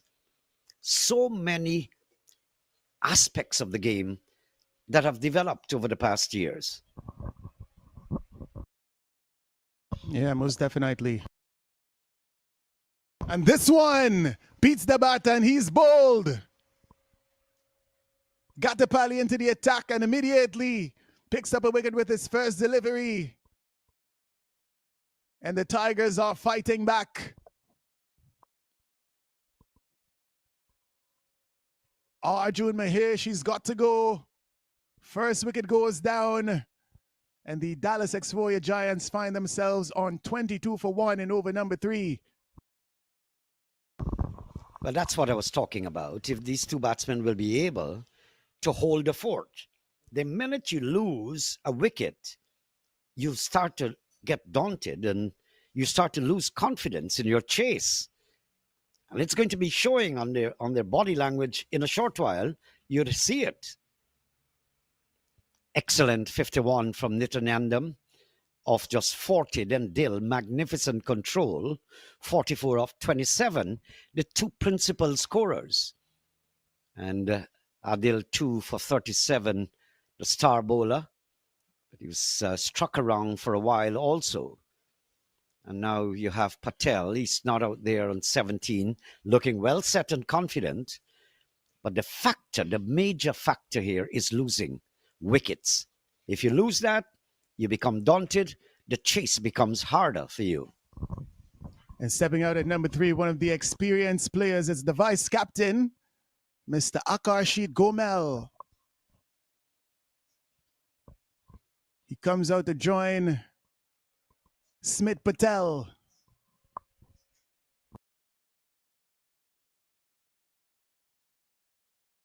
Driving this one. Dot ball. Good start by Mr. Katapali.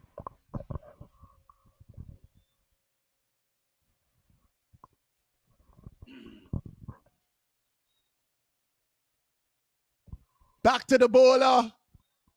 Into the air. Takes it on the second attempt. And they're celebrating. It's another wicket. 2 wickets in 3 deliveries. Kartik Gatapali. Come at the hour. Come at brilliance.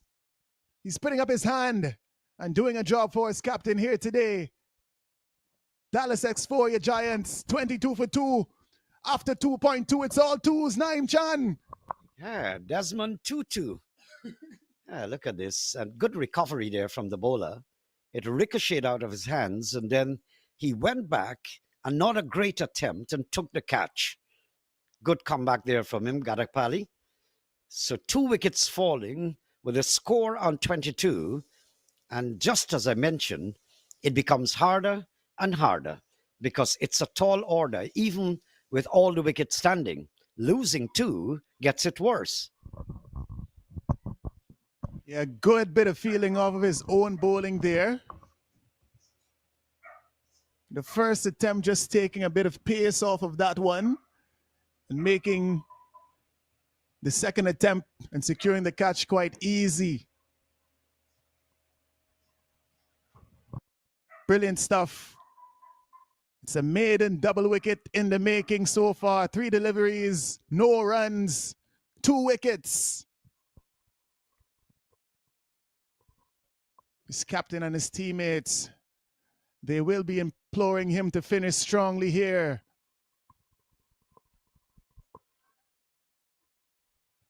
A new batter at the crease, Firazuddin Saeed. Now he's coming in with a lot of pressure on his shoulders. Let's see how he handles this.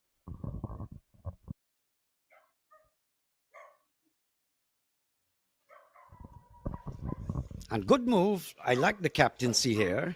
If you've got these men 2 wickets down, chasing a mammoth 181 to win the game, let's have some catchers inside. Put them under pressure.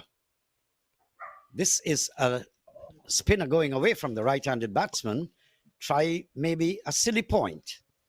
Don't stop at them. Yeah, one slip fielder employed that cover region. It's packed.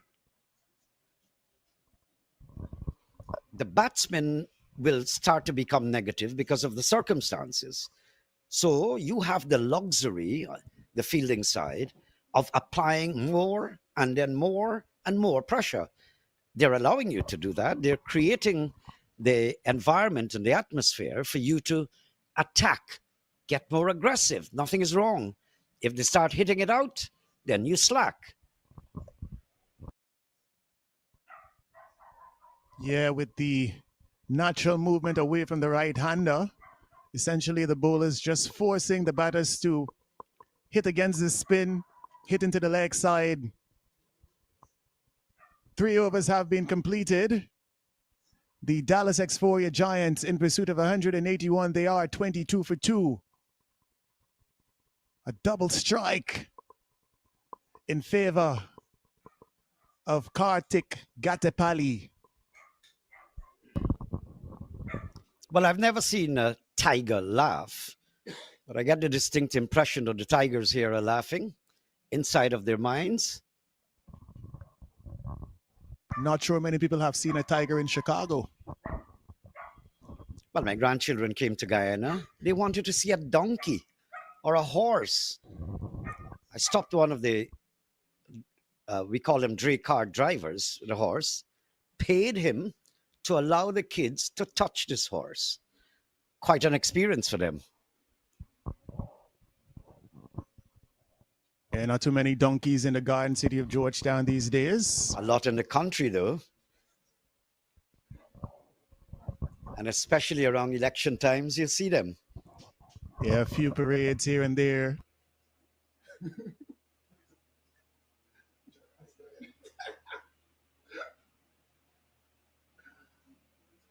Into over number 4.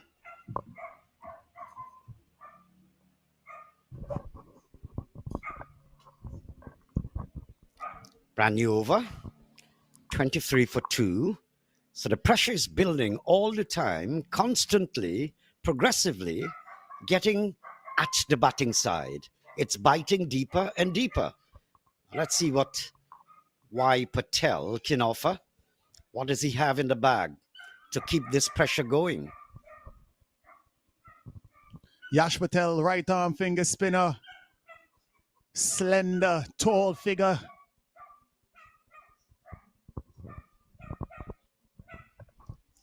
I'd like to see more innovation. This is a spinner. You could have the reverse. You can have the reverse sweep. You can have long off and long on that you have to protect for starters. So you can still attack, have the catcher in. That's another shot that can be played. If it's pitched up into the pads, well, it seems as though we were off camera, but the catch was taken. So another one bites the dust. Yash Patel strikes. Wickets are continuing to tumble here. Not giving the batters a chance to settle. Not allowing any momentum in pursuit of 181.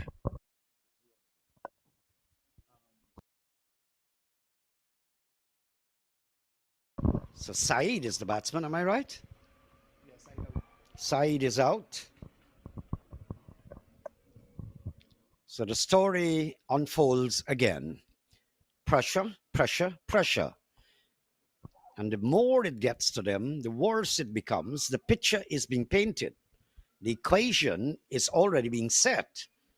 And that's for quite a drubbing for the batting side, unless something drastic changes this around. And I don't get the impression that it's going to happen.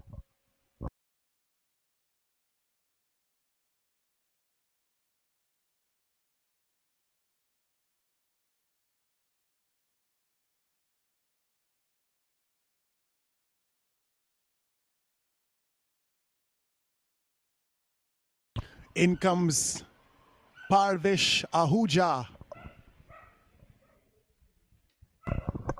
You're pretty much a handful with your pronunciation, and especially these Indian names can be very confusing sometimes. Congratulations. Nice shot off the back foot. Where's that gone? It's gone towards the boundary? Yes, it is. 4 runs. Nice comeback shot there from Ahuja. And I, being Indian, I thought that I should have mastered it more. So I'm copying you. Good job. And a good cut shot.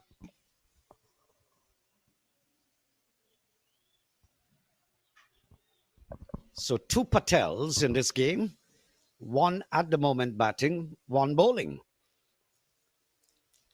Many, many years ago, I was describing the regional tournament in Guyana, and they had Kemar Roach, right?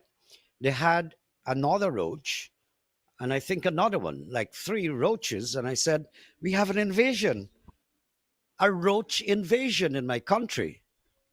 More like an infestation. Yeah, definitely familiar with that title in the Caribbean region.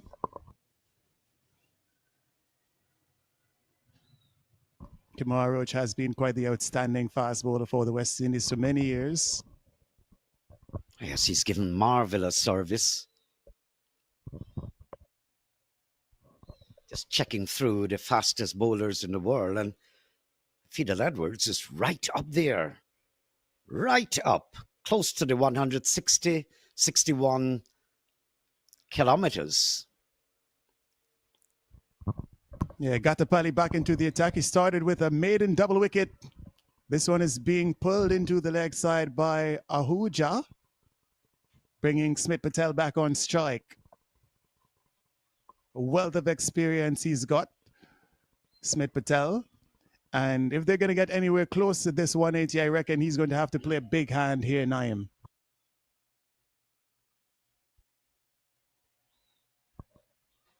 One step backwards, just in an attempt to throw the bowler off a bit. Eventually plays a conventional stroke and picks up a single. Well, Patel is having a very sober approach. It's going to take a little more. Little more. Let's see if he's getting there. In the air. Just dropping away from that fielder. So even when he wants to apply a bit of cruelty or savagery in his batting, he's not getting it away. So things are not being made easier for Patel, although he's such a talented batsman.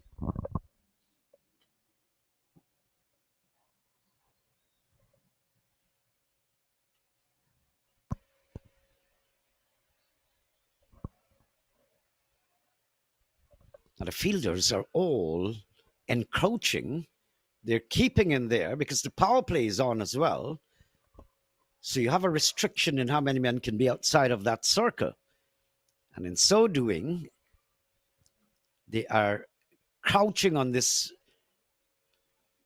batter, making it very difficult for them to strike it away. Because with all these fielders in, you would like to think that they'll go over, but they've not been able to. You'd like to think that the batsman can hit it outside of the circle. Yeah, quick single here, direct hit, but the batsman, Smith Patel, making his ground. That brings us to the end of over number 5. And the score is now 32 for 3. Gatapali really has bowled brilliantly so far. 2 overs, 2 wickets for just 5 runs.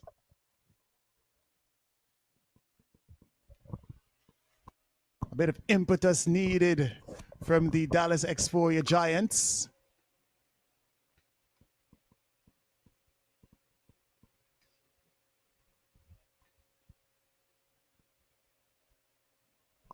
A run rate required of 9.93. They need 149 from 15 overs.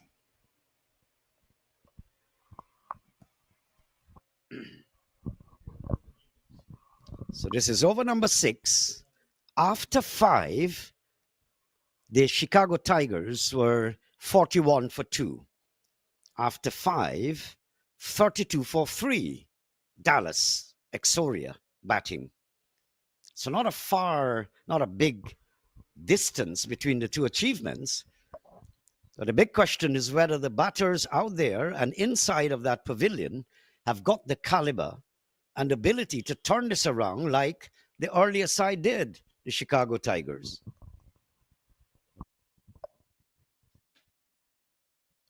Yeah, well, Smith Patel has definitely got the ability. Ahuja batting at number 5. Should be quite capable as well.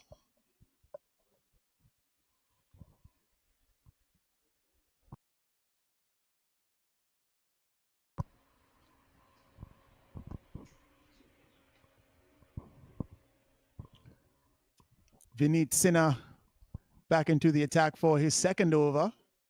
He went for 11 in his first.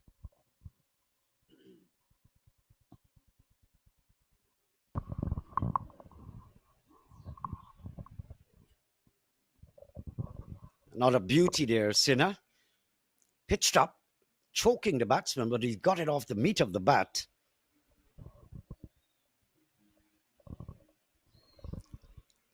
Patel must be deliberating a lot, like a jury, deliberating what decision here to make. When do I cut loose? I can't. I'm restricted. Things are tight. But at some stage, I would have to. All of that reverberating in his mind. In my opinion, he's got to keep it ticking. Save those big strokes for later in the innings. Don't give your wicket away. You're a top order batter. You've got a wealth of experience. And you've gotten off to a start. You've got to make it count if you're Smith Patel. And I think he's fully aware of the responsibility that is on his shoulder. And that's why he's having bits and pieces of discussions with his partner. I'm thinking that he must have said, we have to step up these singles. We must convert to twos. If we can't get the boundary, we got to keep that board going. Yeah, for sure. Rotation of strike. It is essential in the absence of boundaries. This one, it's a bit wide of the off stump and signaled wide by the umpire.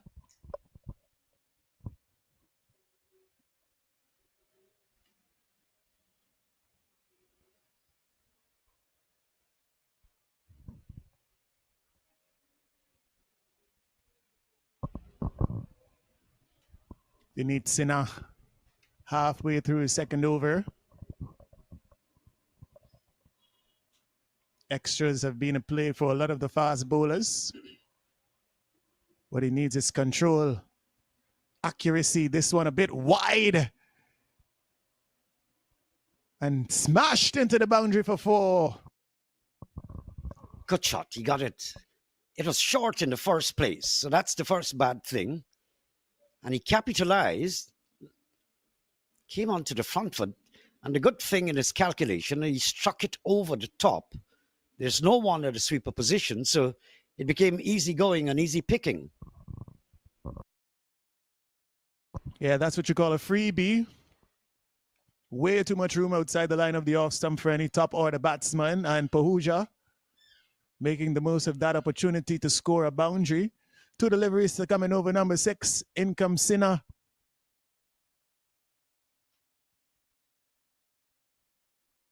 Could have been another boundary. Instead, Ahuja finding the fielder. Good return. Actually struck the stumps, am I right? Most definitely. Pressure being placed on the batters by these fielders. If ever you choose to wander out of your crease, it could cost you. So that's the energy you want to see from your captain. I've seen a few of those in my lifetime. Roger Harper is one person that featured in that at Hampton Court. That was a red stripe game, and the batsman struck it ferociously. Roger Harper's the bowler. He stopped the ball wide of the crease, one jump, swung around through the the batting side, the active batsman, threw the stumps down while the batsman was completing the stroke. This guy was in a state of being mesmerized. I've seen that one, I remember all these years. Must have been 1 or 2 more that I saw. It really was one of the great fielders we would have seen representing the West Indies, the legendary Roger Harper. Also a former West Indies senior men's coach as well. And I did have the opportunity to interview Roger Harper. I heard him speak about the importance of fielding. He mentioned that in most formats, you find yourself, even as a batsman, in the field more than you're doing anything else. And if you evaluate this format more than any other format that we've had before in our history, this format demands good fielding. If you can stop two and make it one as a fielder, you've done extremely well, because these games are being decided in the final 2 balls, 1 ball. And so it's of utmost importance, fielding. I don't think long ago we had such good fielding compared to what we're seeing these days. Yeah, a couple of good catches, a couple of good dives. Saving those runs just might be as good as some runs off of your own bat, as this one is dispatched for a 6 off of the bat of Smith Patel. Employing that sweep stroke to good effect. And it's a slug sweep over the mid-wicket boundary for a maximum. Beautiful Patel. What I like about him is his consistency and his temperament. If you notice, he has not played an erratic shot. He has been quite in control. Good knock so far. 28 from 18.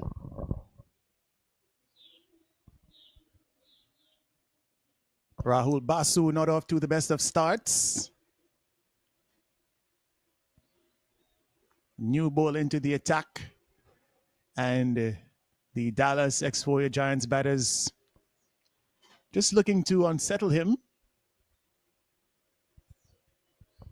So they have now a required rate of 9.93. Let's say approximately 10 per over. Can these batsmen keep their heads on, try to not lose wickets, especially rapidly, and just keep that score going and inch a little faster, a little faster, a little bit at a time? So, Mr. Basu, you're giving away some free runs now. 6 and a couple of wides already this over. Bowling some wrist spin. And there really is high value for these wrist spinners who are able to bowl with control and accuracy in the limited overs version of the game, Naim. That one dragged down. Way too short. Ahuja is very chest on when he's delivering. We're going to have a look at him again. But he's square on, chest on to the bowler. I hear spinners talk about coming from side on, getting more turn as a result. Look, he's staring the batsman in his face, actually, his body.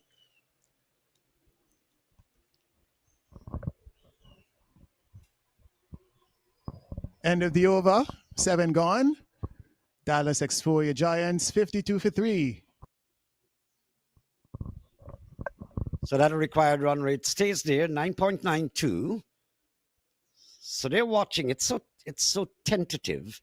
And as I mentioned before, a couple of sixes, things start to change. The color, the complexion of the game. A wicket or two, as we had seen a short while ago, you start giving up hope for the batting side. A couple of sixes, you start to get hope again. So that is what makes this short version of the game so technically exciting. As this partnership between Ahuja and Smith Patel continues to grow, the Dallas Xforia Giants, they will continue to feel that they do have a greater of a chance. How deep can these two batters take them? Can they actually see them over the line?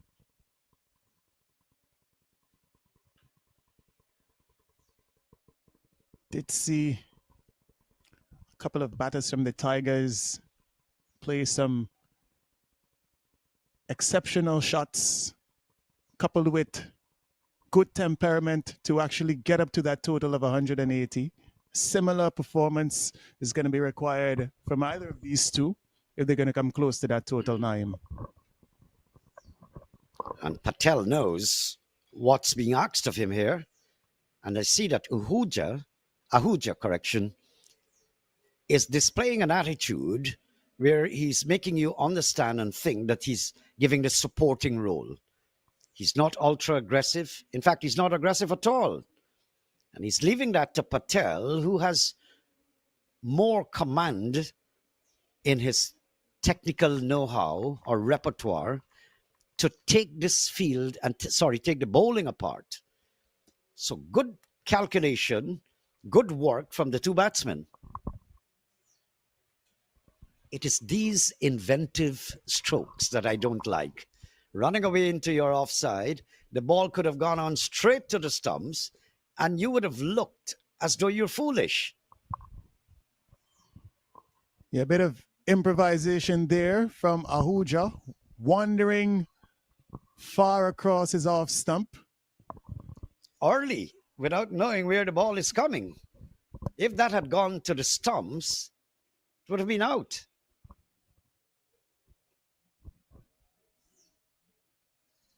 Not when things are going close to even Steven. Things are a little tight with you. Thank you, Ahuja. Stroke.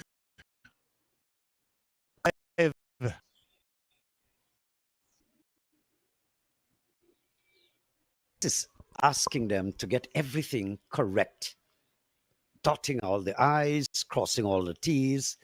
Every now and then you get a couple of boundaries. It keeps the game going, keeps the run rate going. This is marvelous planning. Good recovery here. They're required to score 10, just over, per over. But they were going below 5 at one time.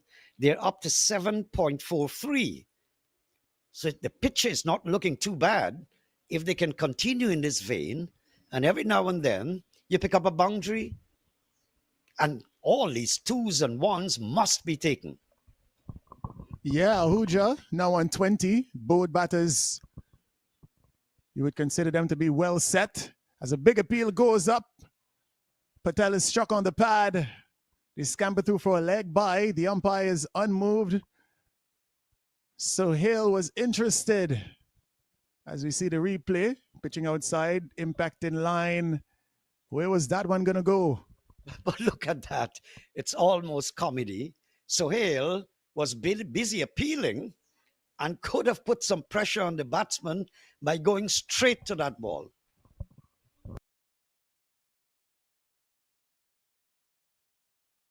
But it's all instinctive, I guess. You've got seconds. I wonder where this is going. Wonder where this is going. It's gone. Lordy. And things were going in a nice way for the batting side. And all of a sudden, that's what I was talking about. A wicket falls. Oh, the pitcher gets a little dirty from the batting perspective. And it gets a bit brighter on the fielding perspective. So you didn't want to lose a wicket, but see how you can keep the score rate edging on. Now that's asking for a lot from the batsmen. They're all human.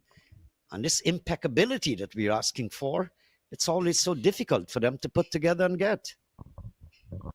Yes, Sammy Sohail creating the opportunity. A good catch from Mitansh Nithyanandam. And wicket number 4 goes down.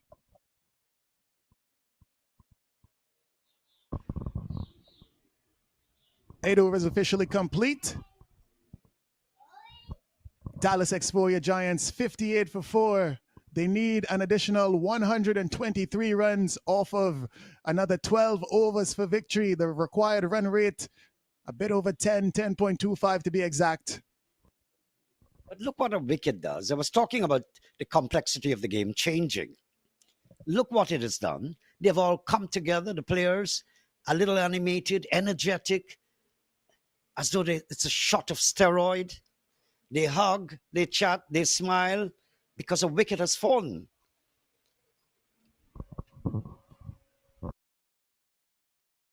This partnership is going to be the deciding partnership for the Dallas Xforia Giants. Out comes the captain, Harmeet Singh.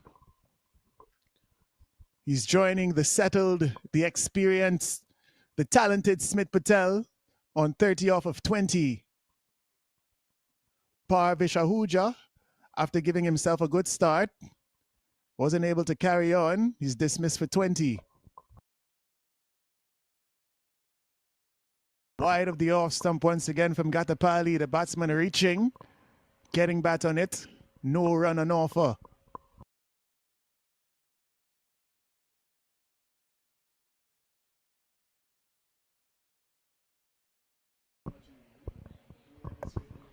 So if it's experience you're looking for, like what the batting side needs now, Xforia, then it's in at the wicket at the moment.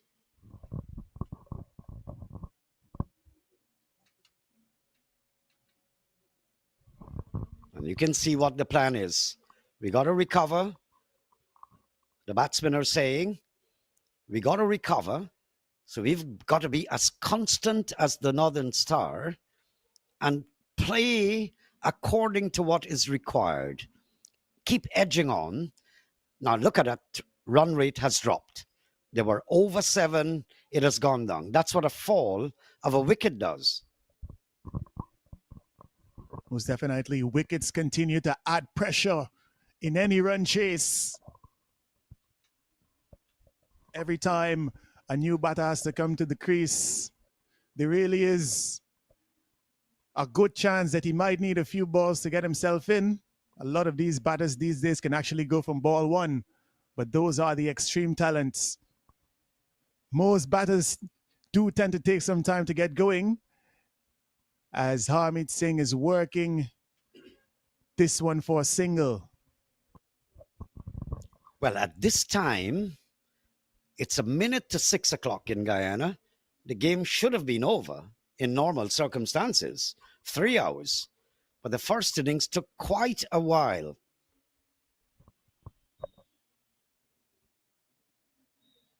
Yeah, usually about an hour and a half assigned to 20 overs.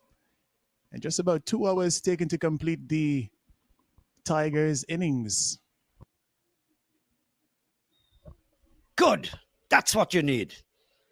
And if there's a man to do it here, he's batting. He's batting there at the moment. Calculated risk here.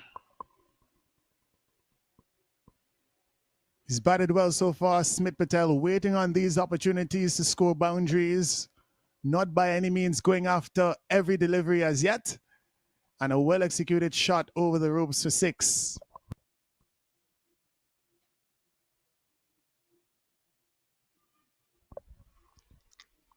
When you look at the two sides, you know that the advantage is on the side of the fielders. But if Patel can lead this side to victory, it will be a fantastic feat. Fantastic. Sober batting, absolute concentration, not giving it away. Every time he goes for a shot, he gets it. Picking the right shot selection, so to speak. Good shot selection. Absolutely matured batting. Every now and then you get a couple of those. The thing would start to swing around. Look, they've gone over 7 again, almost 8 on the scoring rate. Yeah, we oftentimes speak of those match winners, those X-factor players who can take the game away from an opposition. The Chicago Tigers, they've got to deal with 2 such players at the crease. Both Smith Patel and Harmeet Singh, well capable of doing the job with the bat for their side. As Naim mentioned, a wealth of experience among them. And they're going to be facing up to the young Yash Patel, looking to establish himself in this tournament, looking to create his own reputation and establish his own legacy in the cricketing world. Starts with one wide of the off stump, cut away, and just for a single. So we've been talking from a standpoint of the batting side all the while, what they need to do. Let's just take a look at what is required from the bowling side. They just need to be constant, keep nagging, avoid no balls and wides, and just keep going. Because while you're doing that, hopefully the batsmen don't get you away. The overs are ticking away, and that's what you're looking for, because Patel is really batting like a stone wall. So you hope the overs finish with him there. So you hold him very close and tight. That's what they need. Into the legs of Harmeet, nudges it into the leg side, and they get too comfortably. Good running between the wickets on this occasion. And the batter, Smith Patel, might have just hurt himself in completing that second run. He's on the ground, he's back on his feet.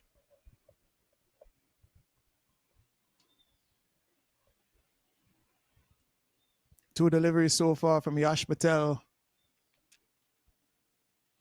He's bowling over number 10. Just about hitting the halfway mark in this run chase.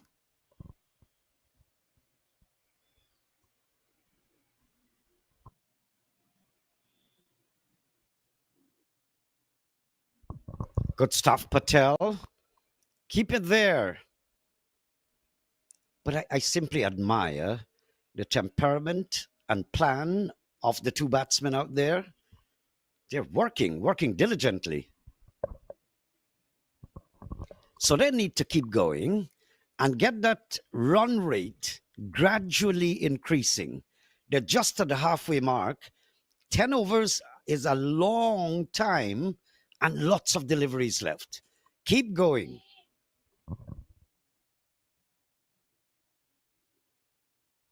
And this one, handsomely down the ground off the back foot from the captain, Harmeet Singh. Bit too short on this occasion from Yash Patel. Bit too much room on offer. And Harmeet Singh making the most of it. 4 more runs to the total. And I think he picked that spot deliberately. Why? The ball was very short, giving him sufficient time not only to get onto the back foot, but to watch where he wants to put it. There was open territory, real estate at the bottom there. Another one, straight down the ground, over the head, beats long on. Good shot, good batting. Yeah, the penultimate stroke. It was a good shot. This one was asking to be hit in the slot. And Harmeet Singh obliging. Thank you very much. 6 runs down the ground. This is classy shot selection, and Patel is not making it any worse for the batting side. He's just giving them opportunities. He's pretty slow in the air. The batsman can spot it easily. I don't believe he's coming for another over for now. Once the fielding captain has got options, he's going to go in that direction. And Justin Dill is going to come back into the attack. They require exactly 10 runs per over off of the final 10 Naeem. And they're having their discussions. Listen, let's just keep these wickets intact. We're both very experienced men. We're edging on. And during that journey, we're going to gradually seek to carry that scoring rate up a little bit. Not in a wild, extravagant way, but we're gradually moving and inching on to that target.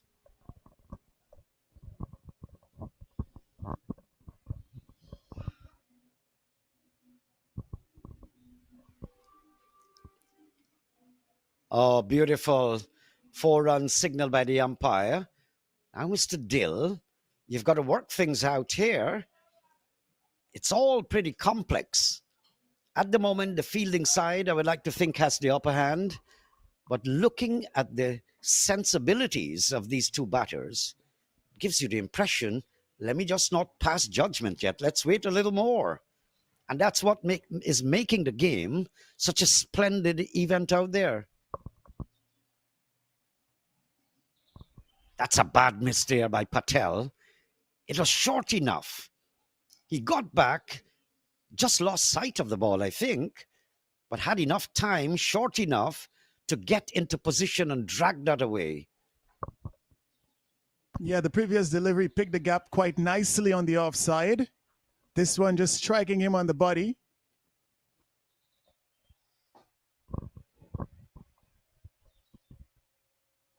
Must be feeling a bit disappointed with himself that he didn't dispatch that one as well. Struck on the pad.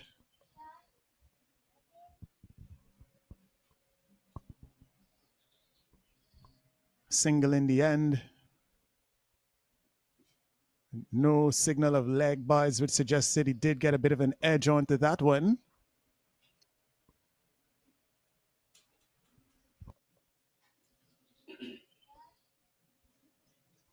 He's getting some words of advice. As crunch time approaches, the tension will be building, the blood pressures are going up. And so you need to be as close as possible as colleagues. And that's why he's getting a word of cheer from his colleague a short while ago.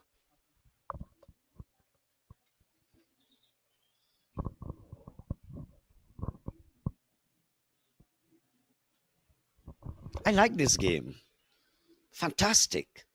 Especially if the batting side, with that great disadvantage when they started a reply, if this batting side can go forward to the end, I think it will be a marvelous performance. It really has been a good contest so far. Both teams will believe as though they're still in it. But that's why it would always be to the disadvantage of the batting side. A slight mistake, you lose a wicket and you start to go down. You're sinking. But once you stay there, all you need is to gradually up that scoring, which means fast running, takes a lot of stamina, sober batting, and just keep dragging on.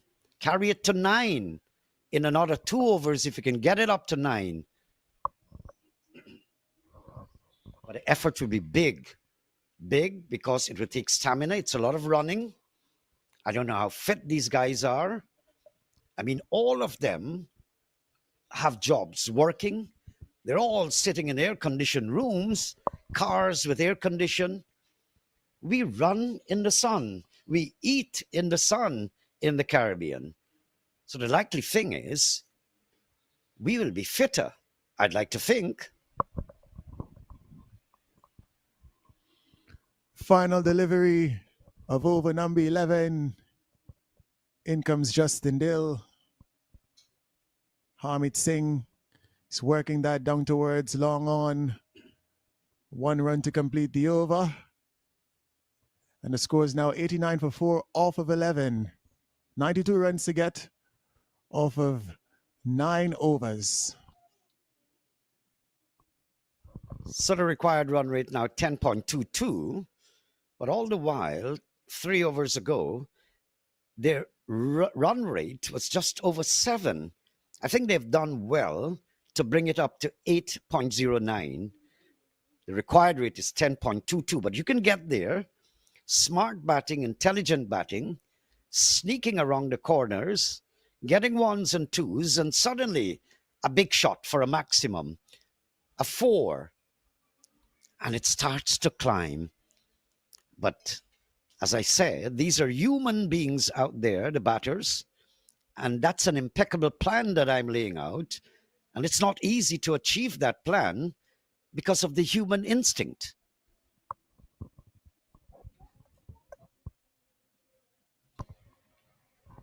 "54 deliveries remain. 92 runs to get for victory. 6 wickets to get for a victory if you are the Chicago Tigers.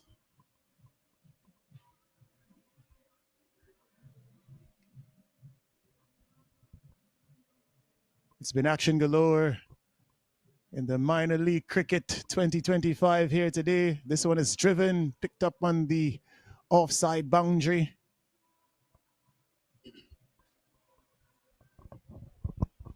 With all this comeback that the batting side is making, I've not seen that the fielding or the fielders have lost that energy. I think they've kept it very tight. They're sliding across the turf, stopping boundaries like in that last delivery. So good game.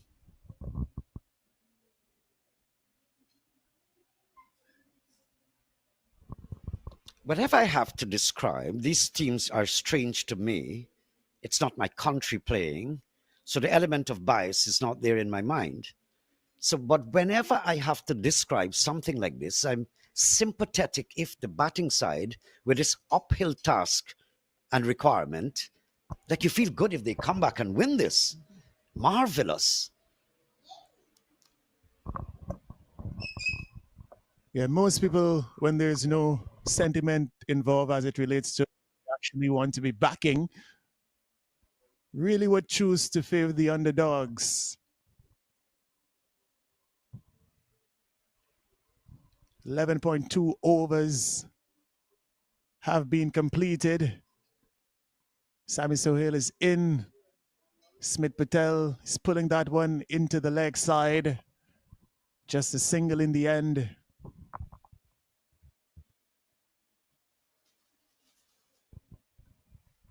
.3, the required run rate.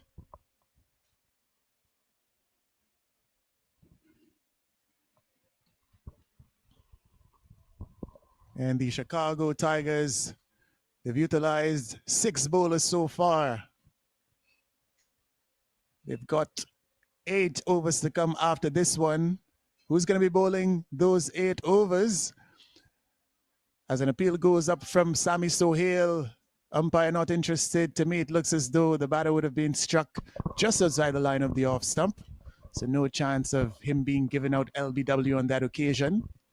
He's got a limb to prove that he was in fact struck on the boot. I like what I'm seeing. This is the second game we're describing for the day.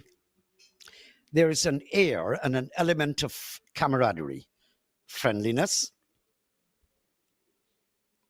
Now look at smart batting. Just he didn't find the gap. But just playing sensibly, trying to pile on runs slowly, surely, without losing wickets. That's the idea.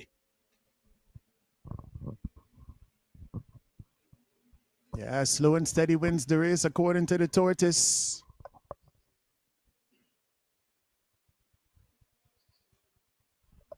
As the Caribbean people would say, it's not always about the fancy gallop. Sami Sohail looks to finish this one wide outside the line of the off stump. A big heave by Harmeet Singh. Doesn't connect. And a dot ball to end the over. 12 overs completed. Sami Sohail completing his second over. He's got figures of 12 for 1. The Dallas Xforia Giants 95 for 4. And they need an additional 86 off of 48 deliveries.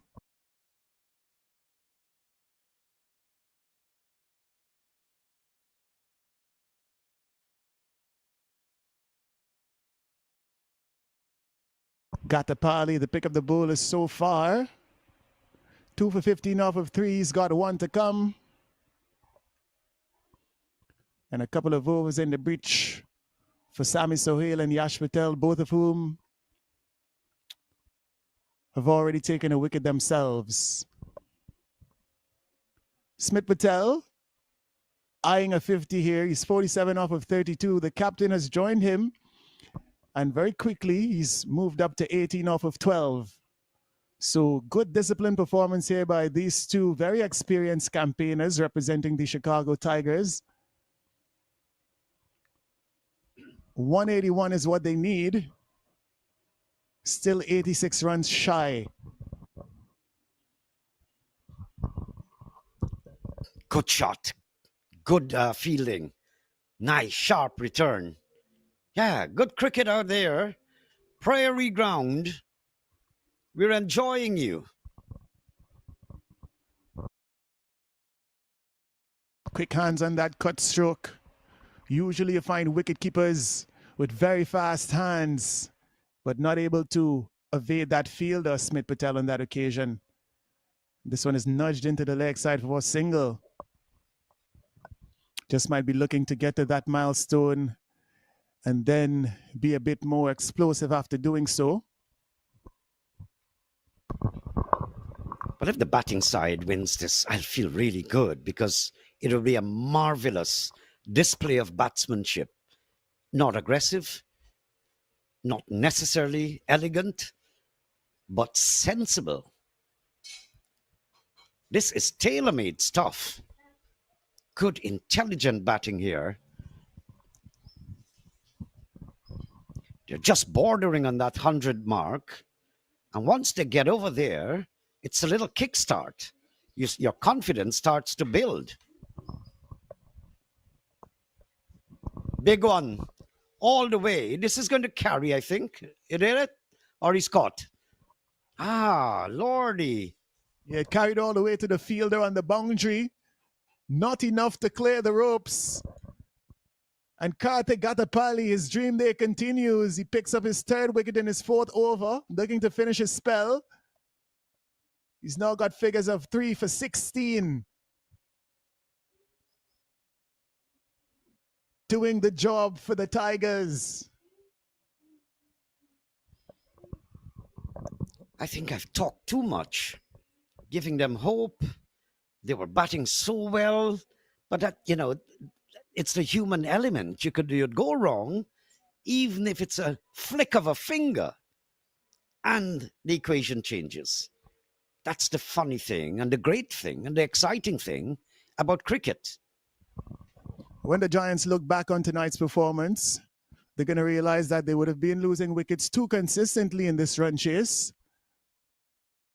A couple of good partnerships, nonetheless. When those partnerships really did look as though they were becoming to be settled, that's when the wickets came. And credit to the Chicago Tigers bowlers for being able to do so consistently throughout the course of this run chase, breaking those partnerships as well as keeping on the pressure to induce those foul strokes.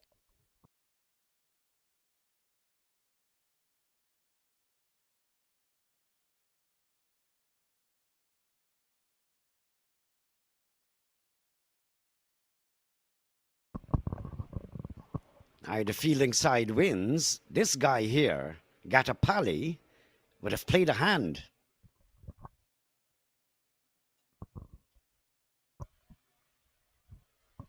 Patel all of a sudden looks a little bit dejected, a little bit drained. Yeah, 3 wickets so far for Gatapali. Also scored 17 with the bat. This one's a good line outside the off stump, left by the batter. Dot ball. These dot balls are as good as gold. With every dot ball, the pressure will continue to rise. Aimed at the stumps, not able to maneuver it, is Rohan Raja. And Gatapali is producing a man of the match performance here. One delivery to come in his spell. 3 for 16. Can he finish with another wicket? It's a bit of a top edge. Falling in no man's land. And that brings the over to an end. The end of 13 overs. The score is now 97 for 5. Well bowled Karthik Gatapali completes his spell of 4 overs. He finishes with figures of 3 for 17.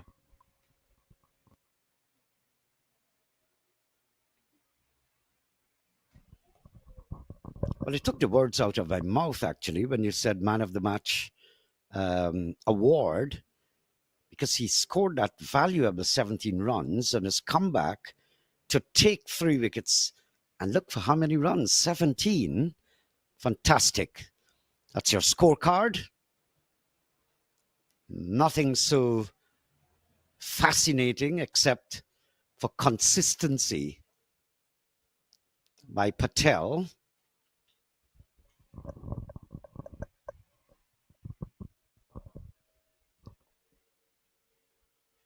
Sami Sohail back into the attack. 2 overs, 1 wicket for 12 runs so far. Can he break this partnership? And that's a wide. You don't want those with the frequency with which it's coming. And Patel knows that he's got to get that strike. utter importance. If you're going to change, they've gone below 8, the run rate. If things are going to change back a little bit for the batting side and give you some measure of happiness, Patel has got to take the strike. Now that's it. Go for it. Good fielding too, and he's given out. Amazing. From this angle, it didn't show that way, but the batsman is walking and walking voluntarily too. Absolutely good fielding. Great work, Sohail. That's a brilliant bit of fielding from Sammy Sohail off of his own bowling. The batsman is just dropping that to the right of the wicket. In comes the bowler, turns and throws and connects. The batter's well short of his ground, the bat in the air, the legs out of the crease, and it's a long walk back. But he was lumbering. Raji, in these circumstances, if you're going for that single, you ought to be running. He stopped, smiled, looked at his teeth in the mirror, probably brushed it a little bit, and then continued. Lordy, all the time in the world to reach the non-striker's end. It looked to be one of those instances where the batter was just hoping that the fielder was going to miss the return because he really wasn't putting in any effort to make his ground, just considered it a risky run and was hoping that the fielder did not connect. Just so happens that he did. Well, in the final analysis, that's wishful thinking. We don't cater for that in good cricket. You get there, graze your bat in. He held his bat in the air, lumbering. He could have pulled out the dive even. Bad cricket there. So go on.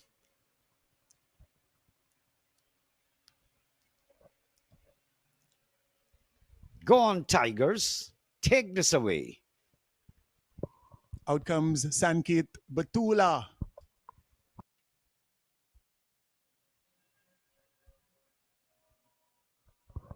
They're trying so desperately to get the big man on strike. He's on strike, but he needs to keep it there. And I guess at some stage here, Delvin, Patel would say to his mind, I'm losing. Around me, they're falling away. I'm going to take a little chance here. He's 2 runs shy of a 50. Once he gets to that 50, I can assure you that it's going to be a shot of ball, Naeem. Yeah, take the strike. It's either 2 or at the last ball, take the single. 49, Patel, 36 ball. That tells you the steadiness with which he was batting. He's kept the run rate going. And you're going to see a flurry of shots from him because he's looking around for salvation. He's not seeing it. The batters are not standing there with him. So I'm going to take this in my own hands.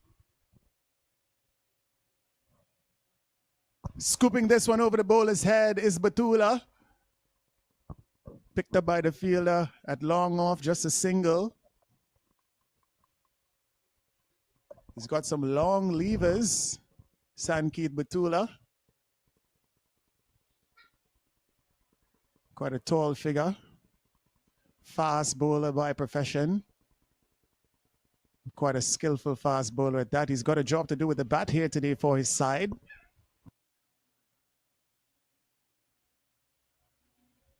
Nudged down towards the fielder at long on. They come back for 2.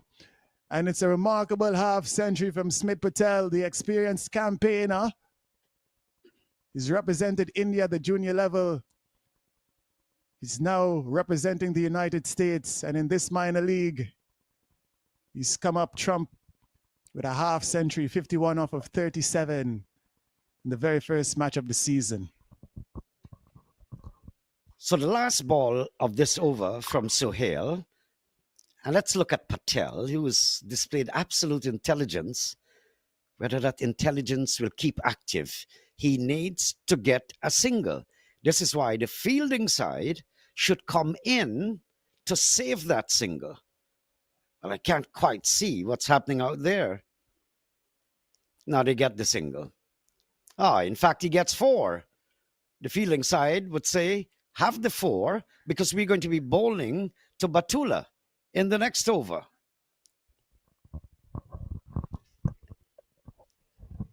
Now, this is all about captaincy. Let's see if the captain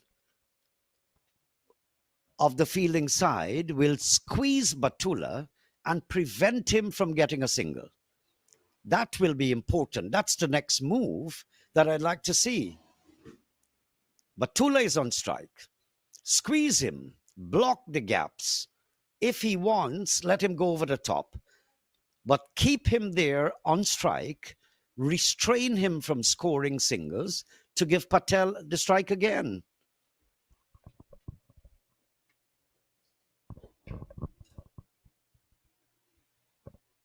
Still not impossible if you are the batting side.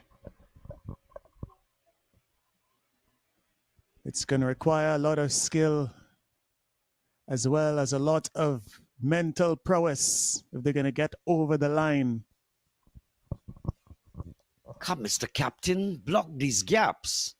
Save that single. He must really play an extraordinary shot to get off the mark. That's the idea. Keep him on the mark. Let him bat. Let him have a six if it's possible, but just keep him on the strike. That's what I would like to see.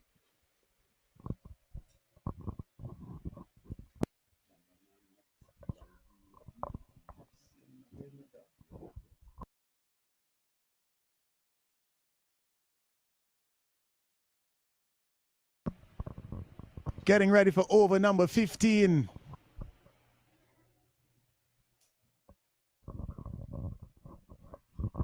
Well, sometimes you can't avoid it. They get the single. You can't always stop them.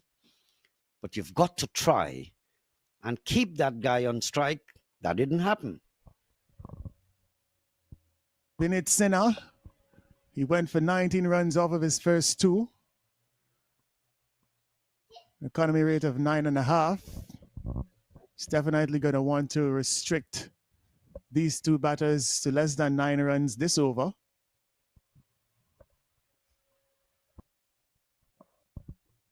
Smith Patel, he should be ready to unleash. He's gone past 50, 55 off of 38. Swings into the leg side. Way too short and dispatched for 6.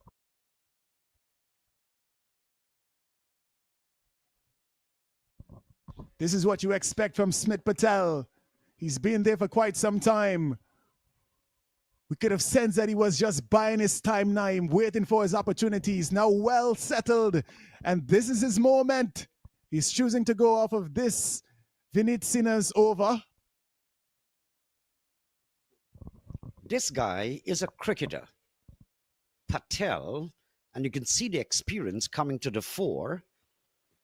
Just he's got to keep that strike all the while and let Batula just relax. He can probably take a chair and sit down at the non-striker's end. You're not coming here except the last delivery of each over. Get up off the chair and let's try and get a single.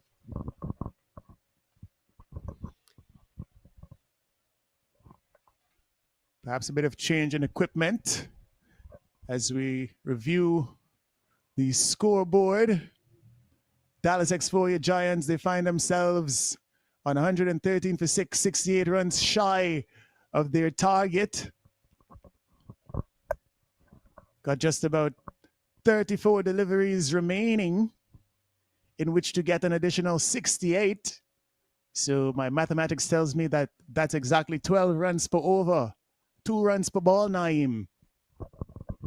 And that is why you can't afford to expose Batula. This guy, Patel, would have to stay there and take the strike all the while. That's the only way. Other than that, you're doomed.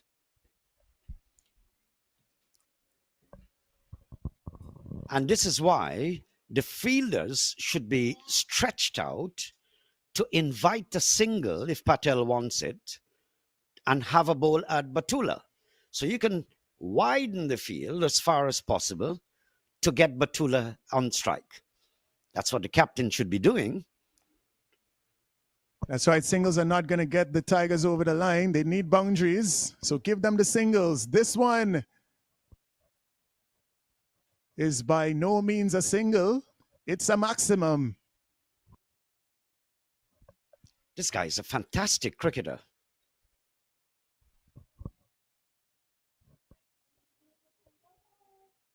Loving every bit of this from Smith Patel.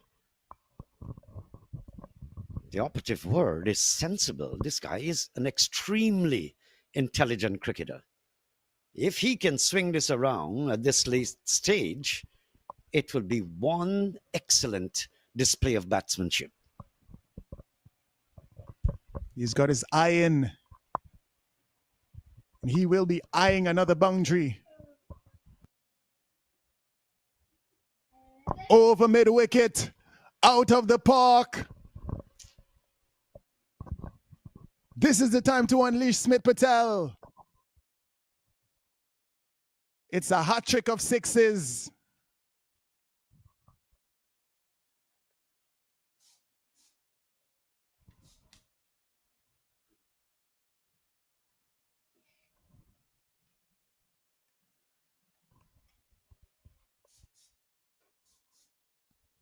Fantastic stuff here. He's been pacing this chase ever so expertly, Smith Patel. And now looking to shift gears.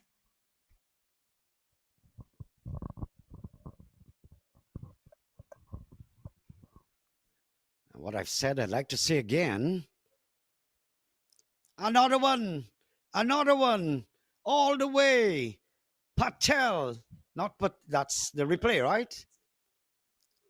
Ah. 3 in a row. Extraordinary effort here from Patel. Well, that's it again. That's you can see and sense it from the time it leaves the bat. There's a guy deep down there. Look at Big this. appeal. But look at that return.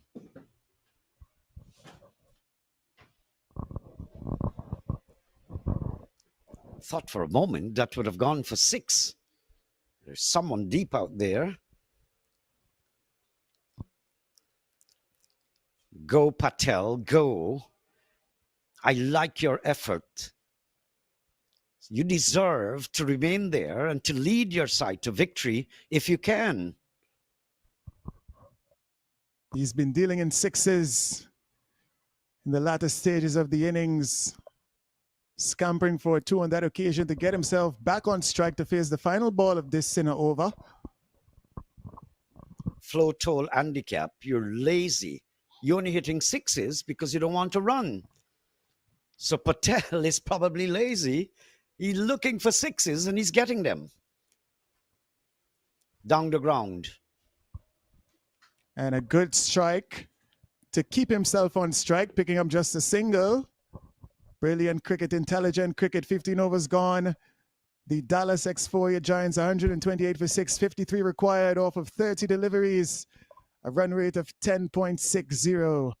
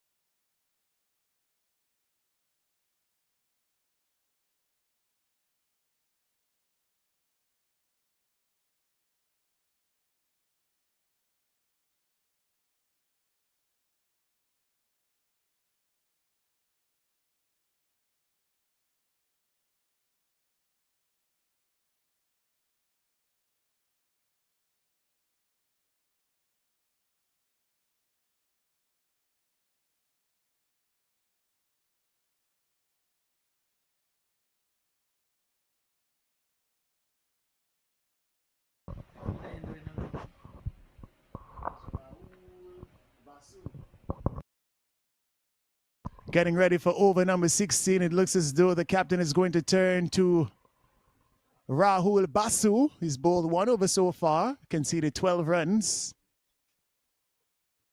2 dot deliveries and 2 wides inclusive. Bowling at the death is never easy, especially when you've got a set batsman who's looking to punish you.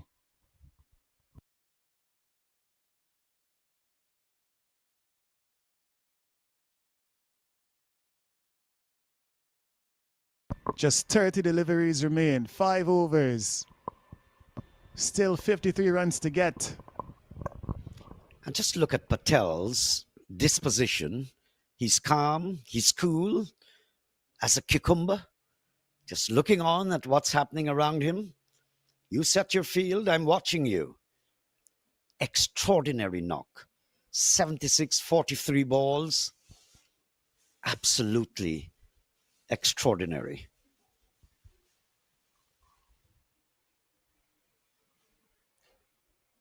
Pulls out the reverse sweep. I know Naim Chan is not impressed, but he must have been eyeing a gap. I think he's looking at the vacancy outside that place. And if he tries it, especially it's outside the leg stump, so I can try the reverse sweep. I don't have much of a problem with that. Just a single. You don't want that too early in the over. Now look at the fielders coming in. They're going to try to keep Batula there. And that's why Patel looked up in the air after running the single. Should have just refused it. Disgusted with himself. If you talk to most fast bowlers, they really do fancy themselves to hit a few boundaries late in the innings. That one looks like a Courtney Walsh special. Yeah, almost drawing a map there, Batula. A big swipe. Missed it completely.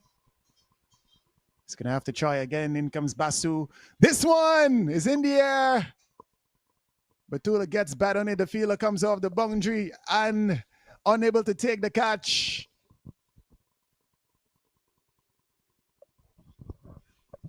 Well, well, well.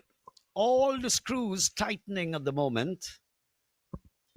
And excitement is building. Butterflies fluttering in the stomachs. Yeah, Chirag Gandhi not quite able to hold on there. Batsman giving himself room on this occasion. Just a single available on the offside. Now look at this. 5 balls have gone. And I'm thinking that Patel's concentration is just going down a little bit. Why would you want to take a single? Now what he has to do is do not take a single in this delivery. He has to be on the strike. There's maybe a little lack of concentration there.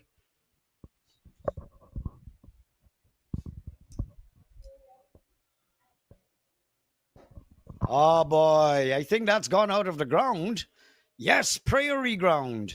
Straight over the top. Big one there. I did tell you what to expect. A big fast bowler at the crease, batting with the experienced campaigner Smith Patel. You need boundaries at this stage, and Batul is not going to hold back. I wonder if he heard me and must be saying, "Hey, Naim Chan, you shut your mouth there."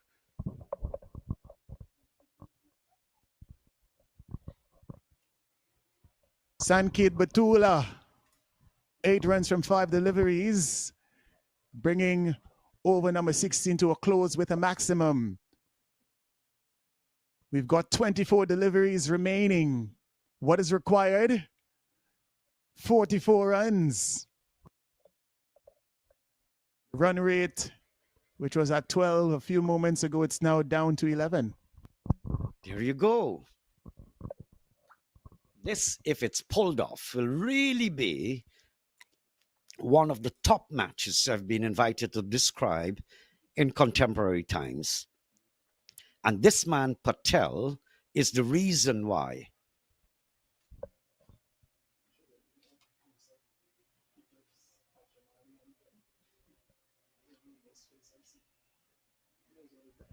Not because of flamboyancy, but simply because of the intelligence that he has displayed, how he tailored this, how he cut each edge and come across the hurdles in such an intelligent way.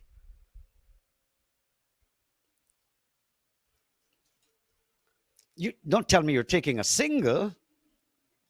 Oh, Dill is the bowler. Dill is a very sensible bowler. He has possibly the most unattractive run up to the wicket. He lumbers, hardly any rhythm, but very, very sensible. His first 2 overs for 18 runs.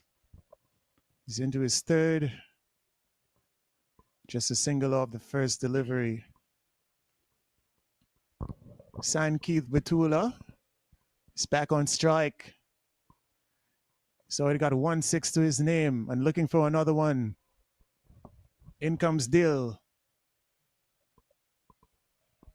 Batula is swinging, he connects. Finds the field on the boundary for a single. I'm not going to say anything critical against Batula anymore. He's gotten the single, he's giving back Patel the strike, which is exactly what the doctor's orders are. Some might say he's gotten that single inadvertently, not attempting the single. Definitely went big. The scorebook would say, yes, it's a single.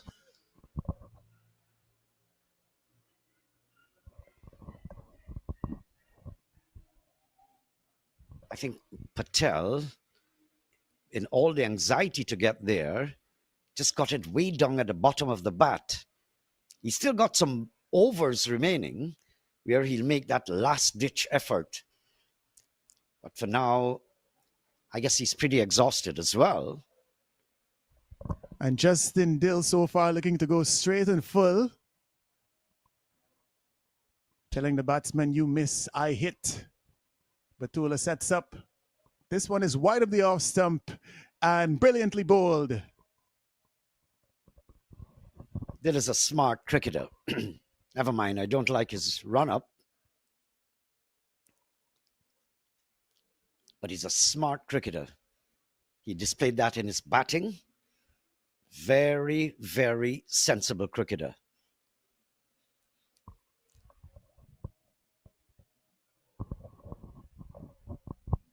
Looking to finish up here, Dill. 3 runs so far off of 4 deliveries. We're into over number 17.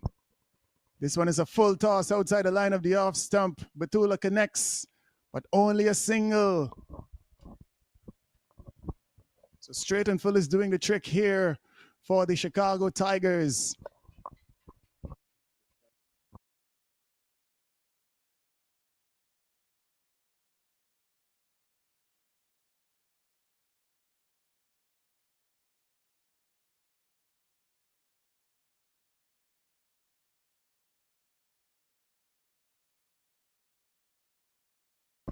Whacked away. That's going to go. Yes, it does.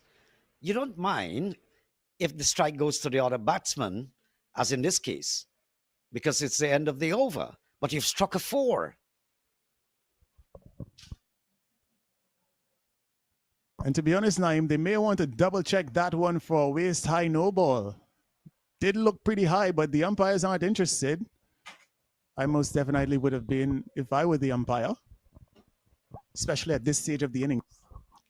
But I think that, well, if you had the third eye, you could appeal for a review on that. Probably just slipped out of the minds of the umpire. They and all have some tension out there. That's a previous innings, Nityanandam, 51 from 40, excellent innings. Dill, excellent innings, 44 of 27. Those were the basic stars for the Tigers. Both of those individual performances being eclipsed by Smith Patel so far. 84 unbeaten he's got. Absolutely.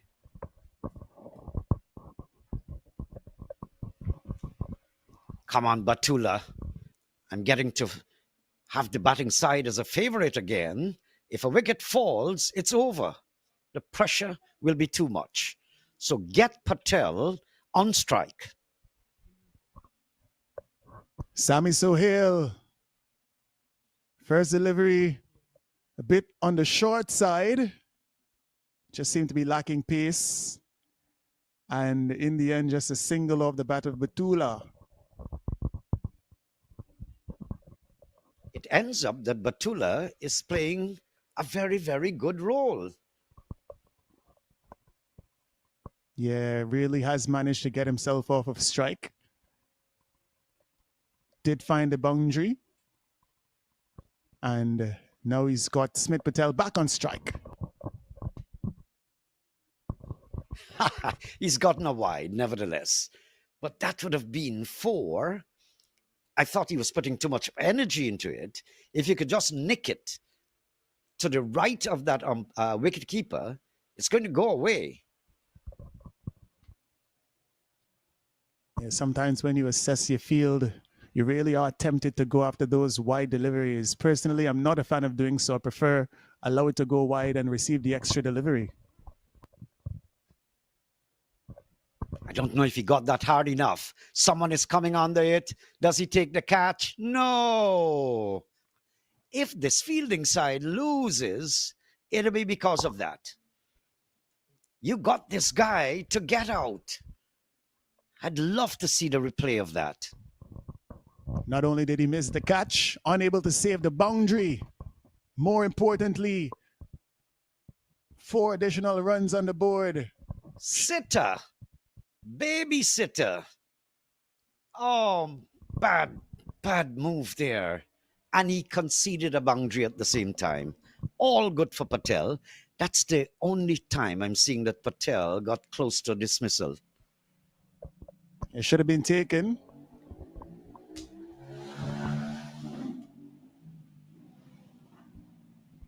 Smith Patel lives to fight another day. He's getting a single off of the 3rd legitimate delivery of this over, number 18. Sammy Sohail, 1 for 28 so far. He's into his final over. Well, even if the batting side loses, I just wish that Patel gets to 100. He deserves it, batting under a lot of pressure. Whacked away here. Batula on the go. Oh, Lordy, those guys are like a nest of ants, all converging like an army. Yeah, just about 3 fielders converging on that one. Batula really holding his own in support of Smith Patel, who's played brilliantly, currently on 89 off of 51. He's eyeing a century, the very first century of the minor league 2025.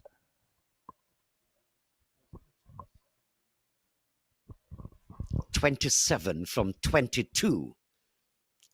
All possibilities that are advertised here.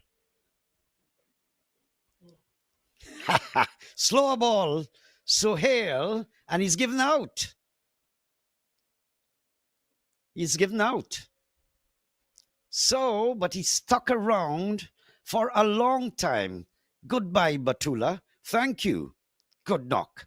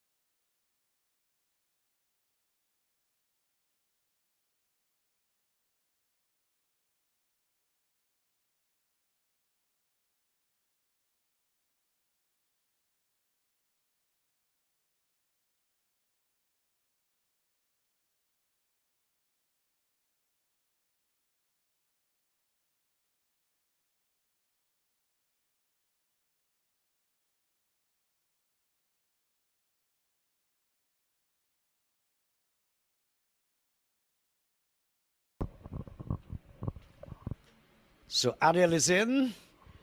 to replace Batula. I wonder what's going through his mind. Last ball in this over, I need to just stay here. No single. Well, I guess he'll be guided unless you get a 4. Yeah, this one is technically a free hit because he doesn't want a single. Swung around. I wonder where was Patil going so quickly for that single. Now, what's that? That's the last ball. So much for him not wanting the single. Adil is going to retain the strike. I can't understand. This is the second occasion I'm seeing that Patel is anxious for a single on the last ball. In his entire innings, I've been absolutely pleased with the sensibilities that he's exposed and shown, displayed to us. But I can't understand this. You must retain the strike. 2 overs to get 26 runs. That's 13 per over. You've got a new batsman in, and you voluntarily gave him the strike. Ah, this is bad stuff. I wonder if Patel is so exhausted that it just cramped his thinking power and the cogency inside his head.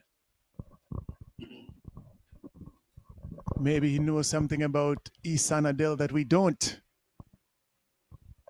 Perhaps he's got a lot of confidence in his batting partner.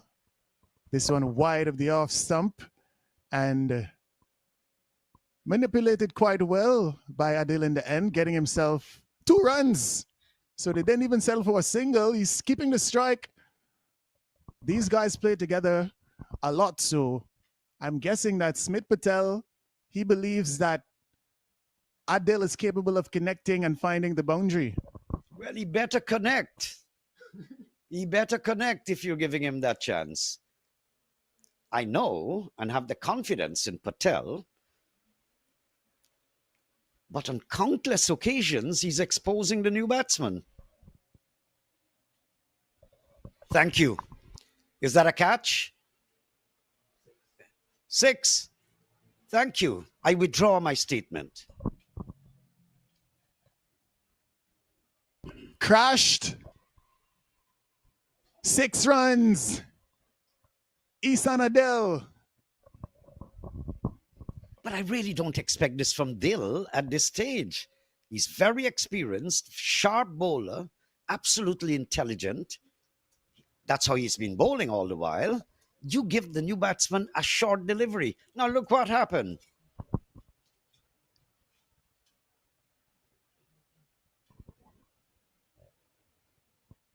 This one is in the air. It's a top edge. Field is converging. It falls in no man's land once again. And 2 more runs once again. So the senior partner, Smith Patel, showing confidence in Isan Adil, and Adil ensuring that he doesn't disappoint his teammates. So 16 to come off 9 deliveries. 2s may not bring it. If Mr. Adil is getting the strike, you better make use of it. Because in the dressing room, cat eat your dinner. So whatever happens, Adil is going to have to maximize these 3 deliveries. You want Smith Patel to be facing the final over. Swings and misses.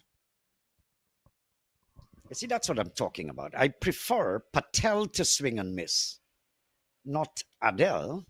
Who is the experienced batter here? Who is the man in form? Who is seeing the ball as huge as a breadfruit? Perhaps the man on 89. I simply can't understand the logistics coming down to the end here. But I hope Patel still gets to his 100. And I hope that Patel will not commit to giving the new batsman in the strike for the next over. That will be very disappointing. Mr. Dill, isn't that a wide?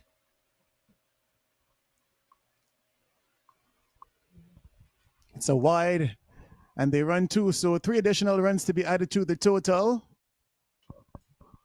That's what the great captains will tell you coming at the back end. No wides, no balls. Straight at the stumps. Yorkers. 8 deliveries remain, 13 runs to get. What an exciting game this has turned out to be. Extraordinary. I really enjoyed this.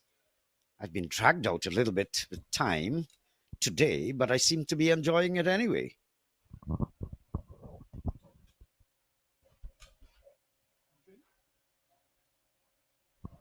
That should be wide.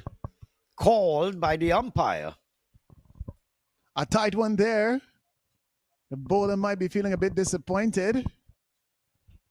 Dill is trying to get the Yorker wide of the off stick, but he's going over the mark, and it's been converted into wide, which is giving a lot of chance to the batting side.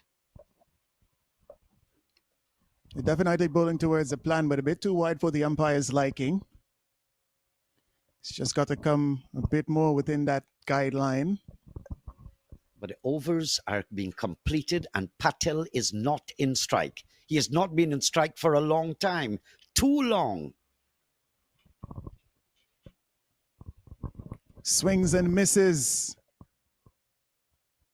And it's a dot ball. Yes, Smith Patel, you really did turn down the opportunity to retain strike in the previous over and in this, the penultimate over.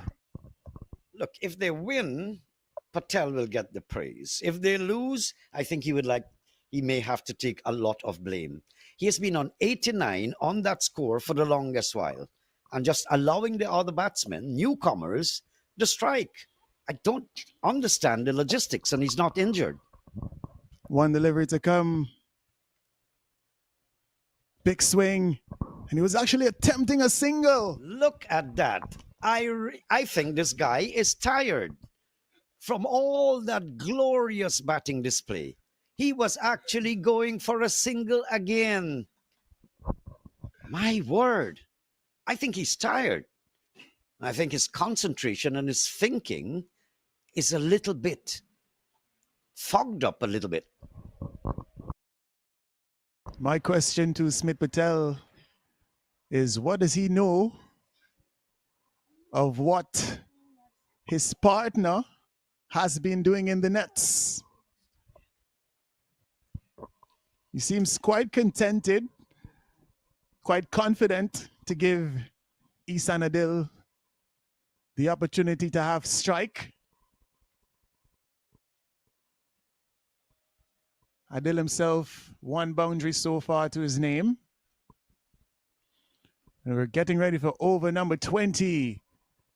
The asking rate for quite some time has been tottering at just about that 11, 12 run per over mark. And as we head into the final over 9, it's exactly 12 that is required. 2 runs per ball. I need you to call it now. Who's going to win this one? Well, it's gettable, but this guy is making it harder.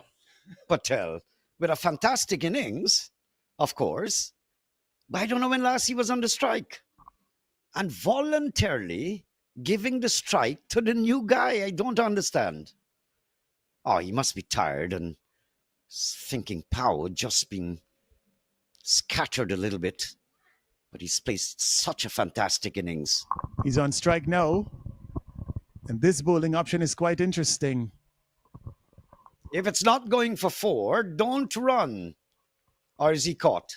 He most certainly is. Good catch by the fielder in the final over. Wasn't able to get strike for quite some time, Smith Patel. I think he didn't want the strike. He has to go. It was a fantastic knock. Save and apart from this sluggish way he approached it coming down to the end. But he's caught. And he's gone. Happy journey. Good effort, nevertheless. Patel, you've really displayed intelligent batting. I think he got too tired coming down to the end. and his thinking was wavering a little bit. And this is a masterful stroke by the captain of the Tigers to reintroduce Sinner into the attack.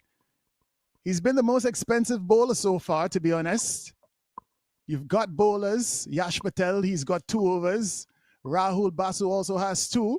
But the captain somehow chooses to turn to Vinit Sinha, who prior to this ball has gone for 39 runs, in excess of 13 runs per over off of his first 3.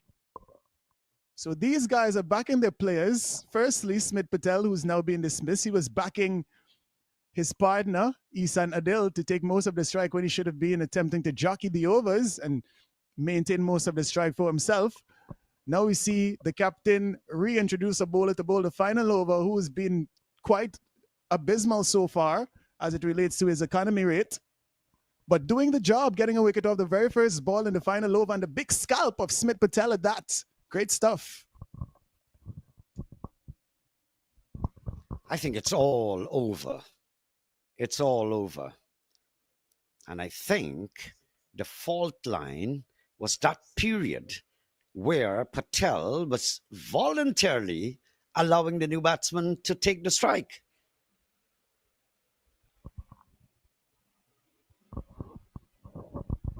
Isan Adil, he's got 4 deliveries remaining to get 11 runs. Essentially, 2 hits. That is what is required from the final 4 deliveries. In comes delivery number 1. It's a good ball. Cramping him for room, not able to free his arms. Good stop by the bowler.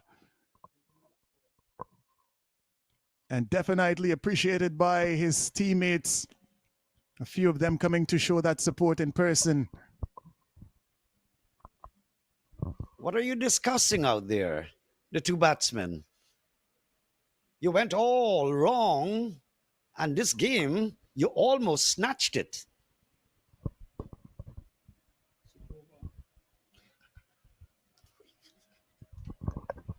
"11 from 3. Could you change the fortunes back to your side again?"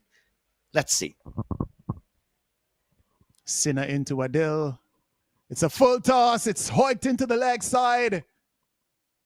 Missed by 1 fielder. Is that a 4?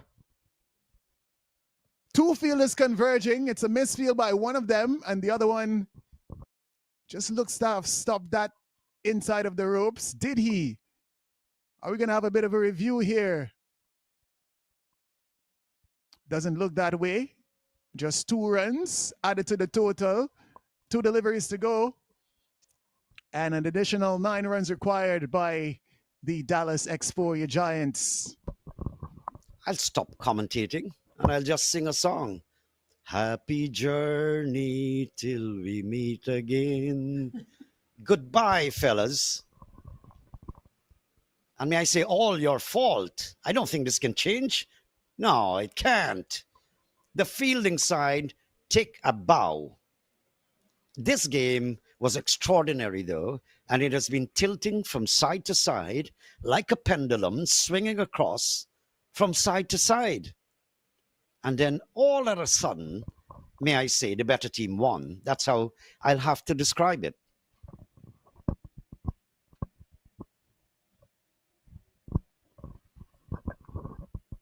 So 1 ball left. They need 9. You got to hope you strike a 4 off of a no ball, maybe. And that's asking nature for too much. Yeah, what is required? Just stand up, young man. Bring your arms over. Do not overstep. And let's call it a night. Quite an exciting encounter. But these Chicago Tigers will be well contented to walk away from this fixture with a victory. Hard fought, really good game.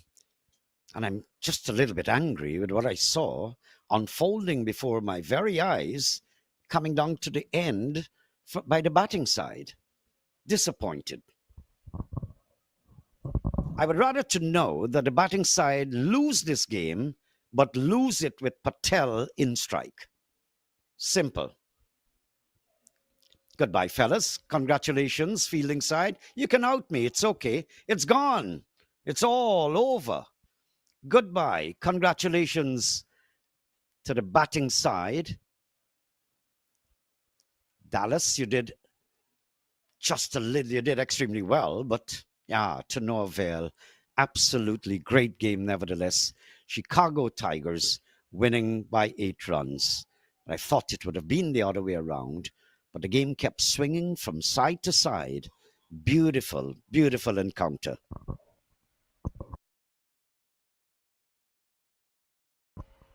And the big man, Vinit Sinha, after going in excess of 13 runs per over in his first three, he finishes with 3 wickets for 43 runs. Just 4 runs off of the final over. Brilliant bit of bowling at the back end. Justin Dill, he tried 4 overs for 40. Sinha finishing with 3 and a couple of wickets for Sammy Sohail. And that's a comprehensive display of pace. 89 Patel, I enjoyed describing you. It's just so unfortunate at the end that you could have been the cause of victory. And it seems to me that you are the cause of defeat because of the lack of thinking coming down to the end. It was so awful. You're such a fantastic batsman, very, very intelligent cricketer, and you should have won this game. Very unfortunate, though. So that's the story coming out from the Prairie venue. 2 games here today. We enjoyed the coverage. Um, we'd like to thank our broadcast team for putting all of this together. I'd like to thank my team in the commentary box and Mr. Neblet, I'm Mr. Chan, and of course, the man putting all the technical aspects of the program together from here, Andrew Singh. Congratulations to the winning team. We'll be talking to you another time. Goodbye. Good evening.